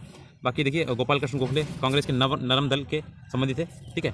और 1905 में गोखले ने भारत सेवक संघ, ठीक है, सर्वेंट ऑफ इंडिया सोसाइटी की स्थापना की थी। इन्हें महात्मा गांधी का राजनीतिक गुरु कहा जाता है। नेक्स्ट टाइप पर देखिए 1947 में भारतीय राष्ट्रीय कांग्रेस के अध्यक्ष थे, तो option number first JV Kripalani था। ये आचार्य JV कृपलानी कांग्रेस के मेरठ में आयोजित 54वें अधिवेशन में नवंबर 1946 में अध्यक्ष बने थे, और जो भारत के स्वतंत्रता 15 अगस्त 1947 के समय कांग्रेस के अध्यक्ष थे। और इन्होंने क्या था, नवंबर 1947 में इस्तीफा दे दिया था, तब राजेंद्र प्रसाद अध्यक्ष बनाए गए थे। नेक्स्ट है, भारत का पूर्ण स्वराज दिवस सर्वप्रथम कब मनाया गया था? तो ऑप्शन में देखिए ये आपका था डी वाला 26 जनवरी 1930 को, ठीक है। भारत का पूर्ण स्वराज दिवस सर्वप्रथम 26 जनवरी 1930 को मनाया गया था। कांग्रेस के अध्यक्ष जवाहरलाल नेहरू ने भारतीय स्वतंत्रता प्रतीक जो था तिरंगा झंडा, पूर्ण स्वराज, वंदे मातरम, इंकलाब जिंदाबाद नारे के बीच में फहराया था। देखिए भारतीय राष्ट्रीय कांग्रेस की कार्य समिति ने भारत छोड़ो प्रस्ताव कहाँ पारित किया था? तो ऑप्शन नंबर ए है ये वर्धा गुजरात में पड़ता है। देखिए ये आपका 14 जुलाई 1942 को वर्धा में आयोजित कांग्रेस कार्य समिति की बैठक में भारत छोड़ो आंदोलन पर प्रस्ताव पारित किया गया। 8 अगस्त 1942 को बम्बई की बैठक में वर्धा प्रस्ताव की पुष्टि कर दी गई थी। देखिए निम्न में से कौन सा सम्मिलित नहीं है? तो इसमें देख रहे हैं ऑप्शन बी हो जाएगा, कलकत्ता अधिवेशन 1928 में सरोजिनी नायडू। तो ये गलत है, 1900 ये आपका 25 था, ठीक है, कानपुर में हुआ था, ठीक है। और 1928 में कांग्रेस के कलकत्ता अधिवेशन की अध्यक्षता मोतीलाल नेहरू ने की थी। और 1925 में कानपुर का अधिवेशन हुआ था वो सरोजिनी नायडू द्वारा किया गया था, और पहली भारतीय महिला थी, ठीक है। किस अधिवेशन में होम रूल समर्थक अपनी राजनीतिक शक्ति का सफलतापूर्वक प्रदर्शन कर सके? तो ऑप्शन नंबर फर्स्ट, कांग्रेस के सन 1916 के लखनऊ अधिवेशन में, ठीक है। देखिए आपके इसमें लिखा था, इसमें क्या था, इस अधिवेशन में होम रूल समर्थकों का बोलबाला था, और उन्हीं के सद प्रयासों में कांग्रेस के दलों जैसे नरम दल और गर्म दल एवं मुस्लिम लीग के मध्य सहमति के बिंदु ढूंढे जा सके। 1916 के लखनऊ पैक्ट में होम रूल नेताओं जैसे एनी बेसेंट और तिलक ने महत्वपूर्ण भूमिका निभाई थी। नेक्स्ट है, गदर क्रांति छिड़ने का सबसे महत्वपूर्ण कारण क्या था? तो ऑप्शन नंबर बी ये था कामागाटामारू जो घटना थी, एक जहाज था इसका नाम, ठीक है। ये था 1914 में कामागाटामारू प्रकरण के अंतर्गत कनाडा सरकार ने उन भारतीयों पर कनाडा में घुसने पर प्रतिबंध लगा दिया। भारत से सीधे कनाडा ना आया हो। उस समय नाव परिवहन था, नौ संचालन इतना विकसित नहीं था, किसी एक नौका से इतनी दूरी की यात्रा बगैर किसी पड़ाव के की जा सके। परंतु 1913 में कनाडा के उच्च न्यायालय ने अपने एक निर्णय के अंतर्गत ऐसे 35 भारतीयों को देश में घुसने का अधिकार दिया जो सीधे भारत से नहीं आए थे, ठीक है। इस निर्णय से उत्साहित होकर भारत के गुरुदीप सिंह ने कामागाटामारू नामक एक जहाज को किराए पर लेकर 376 यात्रियों को बैठाकर कनाडा के बंदरगाह वैंकूवर की ओर प्रस्थान किया। तट पर पहुंचने के पश्चात कनाडा की पुलिस ने भारतीयों की घेराबंदी कर उन्हें देश में घुसने से मना किया। भारत की ब्रिटिश सरकार ने जहाज को सीधे कलकत्ता लाने के आदेश दिया, और जहाज के बजबज पहुंचने पर यात्रियों एवं पुलिस के मध्य झड़प हुई। नेक्स्ट है, भारतीय राष्ट्रीय कांग्रेस का प्रथम अधिवेशन कहाँ हुआ था? तो ये आपको कलकत्ता में हुआ था, ऑप्शन नंबर फर्स्ट, मुंबई में गोकुलदास तेजपाल जो संस्कृत कॉलेज था वहाँ पर हुआ था, ठीक है। देखिए इसमें बम्बई में आपका 1885 में हुआ था। इसके अध्यक्ष कौन थे? तो आपके WC बनर्जी थे, ठीक है। और इसके महासचिव आपके AO ह्यूम थे। और प्रथम अधिवेशन में कुल 72 प्रतिनिधियों ने भाग लिया था। AO ह्यूम जो थे स्कॉटलैंड के निवासी थे, और इन्हें भारतीय राष्ट्रीय कांग्रेस के पिता के रूप में जाना जाता है, ठीक है। और इन्होंने लोकमित्र नामक समाचार पत्र के प्रकाशन में सहयोग दिया था। कांग्रेस का दूसरा अधिवेशन 1886 में दादा भाई नौरोजी ने कलकत्ता में हुआ था, ठीक है। तो दूसरा वाला कलकत्ता में, पहला आपका मुंबई में रहेगा, ठीक है। नेक्स्ट है, भारतीय राष्ट्रीय कांग्रेस की स्थापना किसने की थी? तो option number first AO Hume द्वारा, ठीक है। तो देखिए इसमें 1885 में इंडियन नेशनल कांग्रेस का प्रथम अधिवेशन श्री बिमल चंद्र बनर्जी की अध्यक्षता में बम्बई में हुआ था। और होम रूल लीग आंदोलन की प्रणेता है आपकी एनिवेशन 1917 में कांग्रेस की प्रथम महिला अध्यक्ष भी बनी थी। और दिसंबर 1883 में सुरेंद्रनाथ बनर्जी ने भारतीय राष्ट्रीय कांग्रेस का कॉन्फ्रेंस का गठन किया था, ठीक है। भारतीय राष्ट्रीय कॉन्फ्रेंस का गठन आपके सुरेंद्रनाथ बनर्जी ने किया था। नेक्स्ट है, ये भारतीय राष्ट्रीय कांग्रेस के संस्थापक थे, तो ये ऑप्शन नंबर फर्स्ट असैनिक सेवक AO ह्यूम ने अपने साथियों 1885 में कांग्रेस की स्थापना की। AO ह्यूम चूँकि एक सिविल सेवक थे, अतः इनकी स्थापना के लिए असैनिक प्रयास कहा जाता है। 1885 में डफरिन के कहने पर ह्यूम ने भारतीय नेताओं को मिलाकर भारतीय राष्ट्रीय कांग्रेस की स्थापना की, और इसके पहले महासचिव भी बने, ठीक है। नेक्स्ट है, भारतीय राष्ट्रीय कांग्रेस की स्थापना कौन से वर्ष में की थी? 1885 में। गोकुलदास तेजपाल जो संस्कृत विद्यालय था, ठीक है। देखिए इसमें आपका व्याख्या दे चुके हैं पहले से। स्वराज मेरा जन्मसिद्ध अधिकार है और इसे मैं लेकर रहूँगा, ये वक्तव्य किसका है? तो देखिए ऑप्शन नंबर डी, ये इनमें से कोई नहीं। देखिए आपका बाल गंगाधर तिलक का ये कथन है और ये लखनऊ अधिवेशन 1916 में किया गया था, ठीक है, इसका यूज़। नेक्स्ट है, निम्नलिखित में से किस नेता ने 1906 में कलकत्ता कांग्रेस अधिवेशन की अध्यक्षता की थी? तो option number D, Dadabhai Naoroji ने, ठीक है। देखिए 1906 में इस अधिवेशन में स्वदेशी आंदोलन, बहिष्कार, राष्ट्रीय शिक्षा और स्वशासन संबंधित 4 प्रस्ताव पारित किए गए थे और इसी अधिवेशन में दादाभाई नौरोजी ने पहली बार स्वराज की मांग प्रस्तुत की थी। तो देखिए 1905 में आपका जो आपका बंगाल विभाजन था उसी टाइम का ये है, ठीक है। निम्नलिखित में से कौन सा नेता कांग्रेस के गर्म दल से संबंधित है? तो देखिए option number first, Aurobindo Ghosh, ठीक है। तो ये गर्म दल से हैं आपके। देखिए गर्म दल के नेता, इनका जो जन्म हुआ था 15 अगस्त 1872 में कलकत्ता में हुआ था। इन्होंने पांडिचेरी में एक आश्रम स्थापित किया था, वेद उपनिषद ग्रंथों आदि पर इन्होंने टीका लिखा था, ठीक है। भारत छोड़ो आंदोलन का नेतृत्व किसने किया? तो ऑप्शन नंबर डी, इनमें से कोई नहीं। देखिए इसका नेतृत्व जो था 8 अगस्त 1942 को मुंबई के ग्वालियर टैंक मैदान के पास किया गया था और 9 अगस्त की सुबह गांधी जी सहित सभी नेताओं को गिरफ्तार कर लिया गया था। इस प्रकार भारत छोड़ो आंदोलन स्वतः स्फूर्त हो गया था, जनता ने स्वयं अपना नेतृत्व किया था। नेक्स्ट है, राष्ट्रीय आंदोलन में निम्न में से किसको नरम दलीय के तौर पर नहीं जाना जाता है? तो देखिए ऑप्शन फर्स्ट, ये बाल गंगाधर तिलक है। तो देखिए लाल बाल पाल याद रखिएगा, ये आपके गर्म दल के आते हैं, लाल बाल पाल। बाकी जो बचेंगे आपके जो आपके नरम दलीय होंगे, ठीक है। तो नरम दलीय नेताओं में दादाभाई नौरोजी, एम जी रानाडे, गोपाल कृष्ण गोखले, बाल गंगाधर तिलक, लाला लाजपत राय और देखिए इसमें और जो बिपिन चंद्रपाल, इन्हें लाल बाल पाल के नाम से जाना जाता है। ये गर्म दलीय नेता हैं और इन तीनों का दृढ़ विश्वास था कि विदेशी शासन चाहे कितना भी अच्छा हो परंतु ये स्वशासन का स्थान कभी भी नहीं ले सकता है। नरम दलीय नेताओं का विश्वास था कि कांग्रेस को भारतीय प्रशासन में धीरे धीरे सुधारों के लिए संवैधानिक आंदोलन करना चाहिए, ठीक है। नेक्स्ट है, भारतीय राष्ट्रीय कांग्रेस के दूसरे अधिवेशन की अध्यक्षता किसने की थी? Option number C, Dadabhai Naoroji ने, ठीक है। 1886 में हुई थी और इसकी अध्यक्षता ये कोलकाता में हुआ था और आपके दादाभाई नौरोजी ने की थी, ठीक है। आपके WC बनर्जी ने पहली अध्यक्षता की थी जो आपका मुंबई में हुआ था, ठीक है। इस अधिवेशन में 434 प्रतिभागियों ने हिस्सा लिया था और देखिए फर्स्ट वाले में आपके 72 प्रतिभागियों ने हिस्सा लिया था और इसी अधिवेशन में नेशनल कॉन्फ्रेंस का विलय राष्ट्रीय कांग्रेस में हो गया था। 1902 में अहमदाबाद कांग्रेस अधिवेशन की अध्यक्षता सुरेंद्रनाथ बनर्जी ने की थी। फिरोज शाह मेहता ने 1885 में तैयब जी और एवं तेलंग के साथ मिलकर बॉम्बे प्रेसिडेंसी एसोसिएशन की स्थापना की। इन तीनों को बॉम्बे त्रिमूर्ति भी कहा जाता है। गणेश अगरकर महाराष्ट्र के समाज सुधारक व पत्रकार थे। अगला है, भारतीय राष्ट्रीय कांग्रेस का 1937 का अधिवेशन बिहार में किस शहर में हुआ था? देखिए आपका इसमें स्टार लगा हुआ, ये 1936 में हुआ था, ठीक है। अधिवेशन लखनऊ में हुआ था और इसकी अध्यक्षता जवाहरलाल नेहरू ने की थी और जो 1937 का था ये फैजपुर में हुआ था महाराष्ट्र में, ठीक है। इसके अध्यक्ष पंडित जवाहरलाल नेहरू थे, ठीक है। और ये 1936 में जो हुआ था लखनऊ में, इसके अध्यक्ष थे पंडित जवाहरलाल नेहरू। ये आपका जो फैजपुर में हुआ था ये पहला ऐसा था अधिवेशन जो छोटे नगर या गांव में हुआ था, ठीक है। तो इसमें सभी विकल्प जो हैं गलत दिए गए। 1938 में कांग्रेस अधिवेशन का जो अध्यक्षता की थी सुभाष चंद्र बोस ने की थी गुजरात के हरिपुरा में, ठीक है। 1939 में हुआ था, उन्होंने इसमें इस्तीफा दिया था, ठीक है। नेक्स्ट है 33 नंबर है, सत्ता हस्तांतरण के समय निम्नलिखित राज्यों में से एक में कांग्रेस दल का पूर्ण विकसित संगठन था। तो ऑप्शन नंबर सी, मैसूर में, ठीक है। थोड़ा सा नॉइज आएगा तो उसके लिए थोड़ा सा एडजस्ट कर लीजिएगा। सत्ता हस्तांतरण के समय मैसूर रियासत में कांग्रेस दल पूर्ण विकसित संगठन था। हैदराबाद, मैसूर, कश्मीर जैसी रियासतों का आकार तो कई यूरोपीय देशों के बराबर था। रियासतों में एक सामान्य बात यह थी कि ये सभी अंग्रेजी हुकूमत की संप्रभुता को मानती थी। मैसूर, हैदराबाद, बड़ौदा, जामनगर, इंदौर, नवानगर तथा कठियावाड़ और दक्कन की रियासतों में राज्य जन कॉन्फ्रेंस का गठन हुआ। कांग्रेस ने 1920 में जो आपका नागपुर अधिवेशन था एक प्रस्ताव पारित किया। रियासतों के राजाओं ने तुरंत उत्तरदायी सरकार के गठन की मांग की। साथ ही साथ कांग्रेस ने रियासतों की जनता को कांग्रेस का सदस्य बनाने की अनुमति दी। राजाओं ने विलय, देखिए विलय की नीति जो थी, विलय दस्तावेज पर आपके दस्तखत कर दिए। सिर्फ हैदराबाद ने ही स्वतंत्र रहने का गंभीर प्रयत्न किया गया, ठीक है, और इसे आपको बलपूर्वक लेना पड़ा था। 1947 के भारतीय राष्ट्रीय कांग्रेस के अधिवेशन के दिल्ली अधिवेशन में अध्यक्षता किसने की थी? तो ऑप्शन नंबर बी, ये राजेंद्र प्रसाद जी ने की थी, ठीक है। देखिए भारतीय राष्ट्रीय कांग्रेस की ये दिल्ली अधिवेशन था और इसकी अध्यक्षता राजेंद्र प्रसाद जी ने की थी। 1947 में स्वतंत्रता प्राप्ति के समय JV कृपलानी कांग्रेस के अध्यक्ष थे और अन्य प्रमुख देखिए आपके कौन कौन से थे। देखिए 44वां लाहौर में हुआ था, ठीक है। 9 ये आपका था, इसमें 192 जो आपके प्रतिनिधि थे उन्होंने भाग लिया था जवाहरलाल नेहरू ने। 53वां रामगढ़ में हुआ था, मौलाना अबुल कलाम आज़ाद, ठीक है। 54वां आपका मेरठ में JV कृपलानी और 55वां आपका जयपुर में डॉक्टर पट्टाभी सीतारमैया द्वारा, ठीक है। नेक्स्ट है, कांग्रेस के नरम दल के नेताओं की आंदोलन की पद्धति थी। तो ऑप्शन नंबर बी, राजवाम बंद आंदोलन, ठीक है। कांग्रेस के नरम दल के नेताओं की आंदोलन की प्रमुख पद्धति राजवाम बंद आंदोलन था, ठीक है। प्रशासन में भारतीयों की भागीदारी तथा जनता में राजनीतिक जागरूकता उत्पन्न करना, अनुकूलन, प्रविघटन, उग्रवादियों की जो आपकी प्रमुख मांगी थी। भारतीय राष्ट्रीय कांग्रेस के प्रथम अधिवेशन में कितने प्रतिनिधियों ने भाग लिया था? तो अभी हमने बताया था ऑप्शन नंबर ये होगा 72, ठीक है। तो ये आपका बम्बई के ग्वालियर टैंक के गोकुलदास तेजपाल संस्कृत कॉलेज में होता 18 आपका दिसंबर 1885 में, ठीक है। और इसमें आपकी अध्यक्षता जो की थी WC बनर्जी ने की थी, और इसके जो महासचिव थे वो यूं थे। नेक्स्ट है 20वीं सदी के प्रारंभिक वर्षों में कांग्रेस के विभाजन की प्रक्रिया शुरू हुई थी। तो ऑप्शन नंबर डी उपयुक्त में से सभी। तो देखिए कांग्रेस आंदोलन की रणनीति पर, कांग्रेस आंदोलन के उद्देश्य पर, कांग्रेस आंदोलन में लोगों की भागीदारी पर।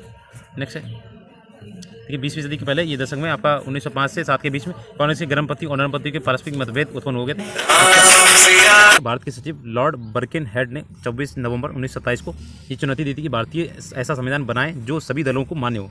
भारतीय नेताओं ने इस चुनौती को स्वीकार करते हुए 10 मई 1928 को मोतीलाल नेहरू की अध्यक्षता में एक 7 सदस्यीय समिति की स्थापना की, जिसे भारत के संविधान के सिद्धांतों का निर्धारण करना था।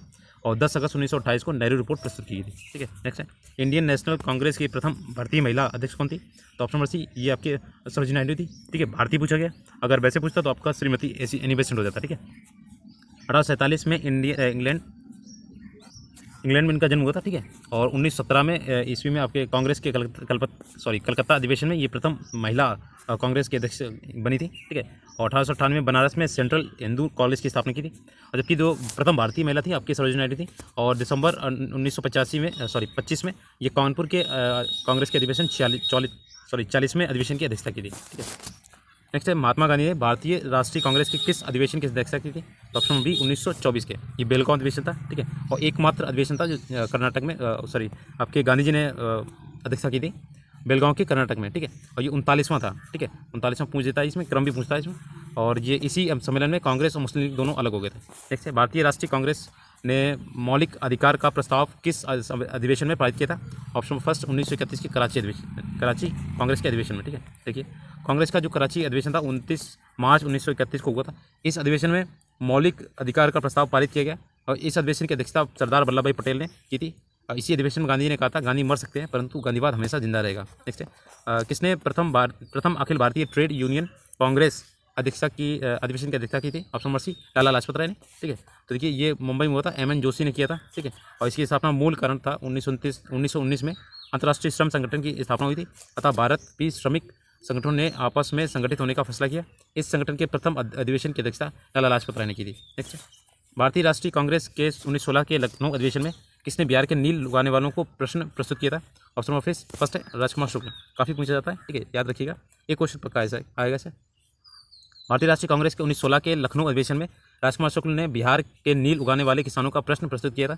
अधिवेशन की अध्यक्षता अंबिकाचरण मजूमदार ने की थी। तो ये पिछली बार TRE में पूछा गया था कि किस में इन्होंने मनाया था गांधी जी को, तो 1916 था लखनऊ अधिवेशन, ठीक है। और अध्यक्षता अंबिकाचरण मजूमदार की थी, ठीक है, मजूमदार ने। किस वर्ष एक भारतीय महिला भारतीय राष्ट्रीय कांग्रेस की अध्यक्षा बनी? तो ये थी आपकी ऑप्शन में ई दिया गया 1925 में, ठीक है। ये कानपुर का अधिवेशन था, देखिए यहाँ पे लिखा हुआ है, ठीक है। और सरोजिनी नायडू इसकी अध्यक्ष थी। नेक्स्ट है भारतीय राष्ट्रीय कांग्रेस के 27वें सम्मेलन की अध्यक्षता किसने की थी? तो ऑप्शन नंबर बी RN मधुलकर। ये आपका काम हुआ था, तो ये पटना बांकीपुर पटना हुआ था, और ये बिहार का है, ठीक है। 27वां सम्मेलन था, ठीक है। नेक्स्ट है सन 1938 में भारतीय राष्ट्रीय कांग्रेस के अध्यक्ष निर्वाचित हुए थे। ऑप्शन बी सुभाष चंद्र बोस, ठीक है। ये 2 बार बने थे आपके, एक 39 में, एक 38 में। तो ये पिछली बार अभी हेड टीचर का पेपर हुआ था तो पूछा गया था कितनी बार बने थे अध्यक्ष, तो 2 बार बने थे, ठीक है। 1938 में 51वां अधिवेशन था, हरिपुरा गुजरात में होता, जिसके अध्यक्ष थे सुभाष चंद्र बोस थे। और इसमें क्या था, अधिवेशन राष्ट्रीय योजना समिति का गठन हुआ था, इसके अध्यक्ष थे पंडित जवाहरलाल नेहरू, ठीक है। मौलाना अबुल कलाम आज़ाद 1940 में 53वें अधिवेशन की अध्यक्षता की। आचार्य JB कृपलानी ने 1940 में 54वें अधिवेशन की अध्यक्षता की। पट्टाभी सीतारामैया ने 1948 में 55वें अधिवेशन की अध्यक्षता की। अगला है 1897 के भारतीय राष्ट्रीय कांग्रेस के अमरावती अधिवेशन में किसने 3 दिवसीय तमाशा कहा था? अब कि अमरावती जो है अभी आपका उसे राजधानी बनाया गया है, इसका आंध्र प्रदेश की राजधानी, ठीक है, तो याद रखिएगा। अब देखिए इसकी ऑप्शन में सी अश्विनी कुमार दत्त थे। तो 1897 में भारतीय राष्ट्रीय कांग्रेस के अमरावती अधिवेशन की अश्विनी कुमार दत्त ने 3 दिवसीय तमाशा बोला था। तो ये पूछता है कि ये कथन किसने बोला था? ब्रिटिश हाउस ऑफ कॉमन्स में चुने जाने वाले दादा भाई नौरोजी प्रथम भारतीय थे जिन्होंने इस दल की टिकट पर चुनाव लड़ा था। ऑप्शन फर्स्ट उदारवादी दल के। देखिए यहाँ पे एक्सप्लेन बता दी, ये लिबरल अर्थात उदारवादी दल के चुने गए थे। 30 नंबर है बंगाल विभाजन एवं स्वदेशी आंदोलन प्रथम बार संघर्ष के तरीकों के रूप में स्वदेशी एवं बहिष्कार किसके दौरान अपनाए गए थे? तो ये हो जाएगा ऑप्शन नंबर सी बंगाल विभाजन, ठीक है, बंगाल विभाजन। देखिएगा ये था आपका 1905 में हुआ था बंगाल विभाजन। और इसमें क्या था, बंगाल प्रेसिडेंसी विभाजन लॉर्ड कर्जन की सर्वाधिक आलोचनात्मक नीतियों में से एक था, जिसमें न केवल बंगाल में बल्कि पूरे भारत में व्यापक विरोध हुआ और इस घटना ने स्वतंत्रता आंदोलन को गति प्रदान की। अगला है 1905 में सर्वेंट ऑफ इंडिया सोसाइटी की स्थापना किसके द्वारा की गई थी? तो option number D Gopal Krishna Gokhale. ठीक है, ये देखिए ये उदारवादी नेता थे और महात्मा गांधी के राजनीतिक गुरु गोपाल कृष्ण गोखले द्वारा की गई थी। इसकी स्थापना महाराष्ट्र के पुणे में हुई थी और ये इसका उद्देश्य था नौजवानों को सार्वजनिक जीवन के लिए प्रशिक्षित करना और इस सोसाइटी के सदस्य आजीवन देश सेवा करने का वचन लेते थे। अगला है स्वतंत्रता आंदोलन के प्रथम चरण में अतिवादी भारतीय नेतृत्व द्वारा निम्नलिखित में से किसको समझा और संगठित किया गया था? तो ये देखिए ऑप्शन नंबर सी हो जाएगा, बहिष्कार और स्वदेशी आंदोलन। ठीक है, 1885 से 1905 के बीच में ये स्वतंत्रता आंदोलन का प्रथम चरण था। इस चरण में अतिवादी भारतीय नेतृत्व द्वारा बहिष्कार एवं स्वदेशी आंदोलन जो 1905 में शुरू हुआ था को समझा और संगठित किया गया था। किस घटना के दौरान वंदे मातरम जो गीत था एक धार्मिक मंत्र बन गया था? तो ये था ऑप्शन नंबर फर्स्ट, बंगाल विभाजन के दौरान। ठीक है, 1905 में हुआ था और इसमें क्या था, बंकिम चंद्र चटर्जी द्वारा लिखा गया था वंदे मातरम और पूरे देश में एकता बंधुत्व का मंत्र बन गया। हड़ताल एवं घटना प्रदर्शन में ये गीत अत्यंत लोकप्रिय रहा था। संविधान द्वारा इस गीत को 24 जनवरी 1950 को राष्ट्रीय गीत के रूप में स्वीकार किया गया था। नेक्स्ट है, बंगाल विभाजन के समय विषय में किसने कहा था कि विभाजन हमारे ऊपर बम की तरह गिरा है? तो ऑप्शन नंबर फर्स्ट ये सुरेंद्रनाथ बनर्जी ने कहा था। ठीक है, ये 1905 में बंगाल विभाजन की जो घोषणा थी 1905 में थी, जुलाई 1905 में। तो ये डेट भी पूछता है। 16 अक्टूबर 1905 को ये प्रभावी हुआ था। ठीक है, लागू हो गया था। आंदोलनकारियों ने इस दिन को शोक के रूप में मनाया था। ठीक है, और स्वदेशी आंदोलन भी चलाया गया था। और देखिए स्वदेशी आंदोलन की सबसे बड़ी कमी यह रही कि वह आंदोलन के लिए निम्नलिखित में से किस समूह का समर्थन नहीं जुटा पाया? तो ऑप्शन नंबर बी मुस्लिम समूह का समर्थन नहीं था। ठीक है, अब देखिए इसमें जनता का एक बहुत बड़ा हिस्सा पहली बार सक्रिय राष्ट्रवादी राजनीति में भागीदार बना। राष्ट्रीय आंदोलन का सामाजिक दायरा काफ़ी फैला। कुछ जमींदार शहरी निम्न मध्यम वर्ग के लोग तथा छात्र शरीक हुए। पहली बार औरतें घर से बाहर निकली और प्रदर्शन में हिस्सा लेने लगी और धरने पर बैठने लगी।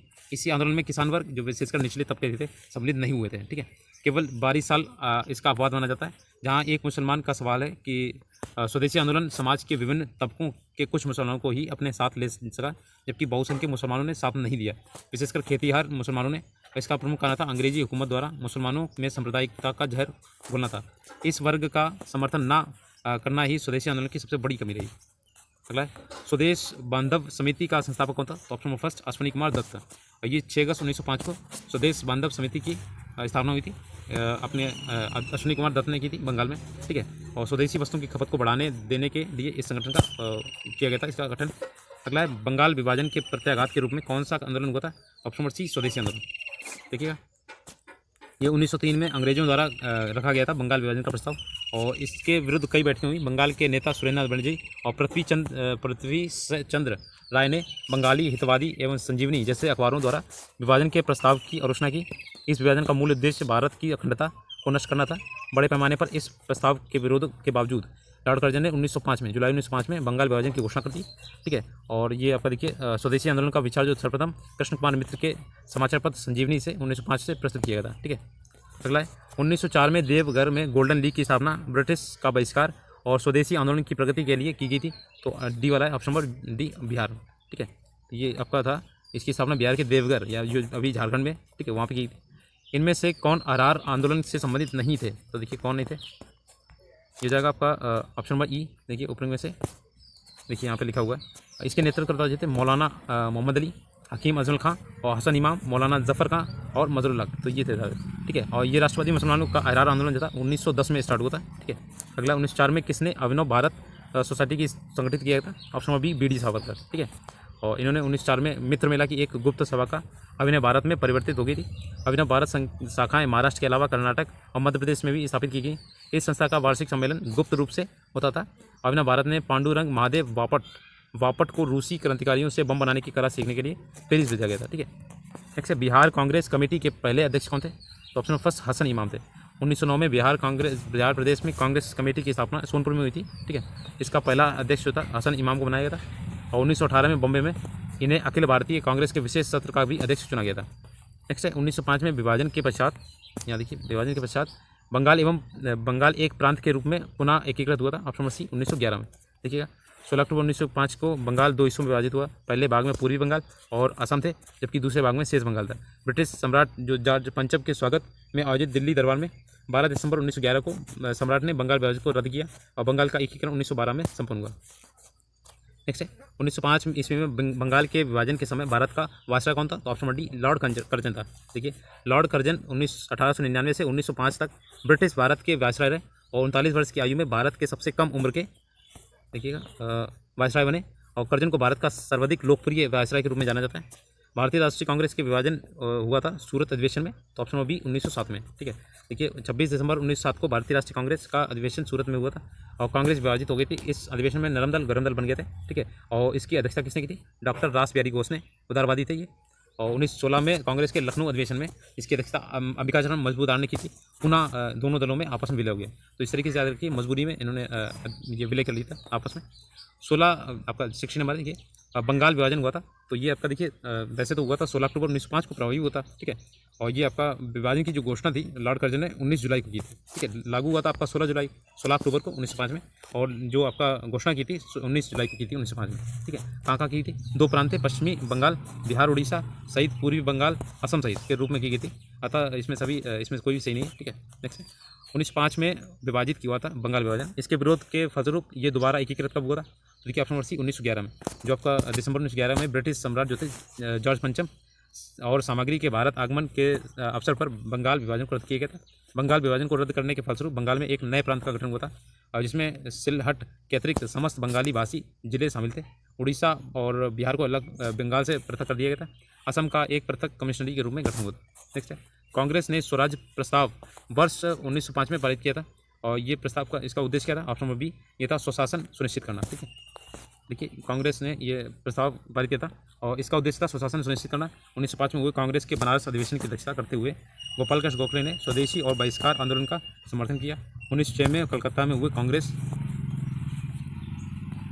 अधिवेशन की अध्यक्षता करते हुए गांधी जो आपके दादा भाई नौरोजी थे पहली बार स्वराज की मांग प्रस्तुत की थी। भंग के बाद कौन सा आंदोलन शुरू हुआ था? ऑप्शन नंबर बी स्वदेशी आंदोलन। देखिए 19 जुलाई 1905 को बंगाल के विभाजन की निर्णय की घोषणा की गई थी और 16 अक्टूबर 1905 को लागू हुआ था।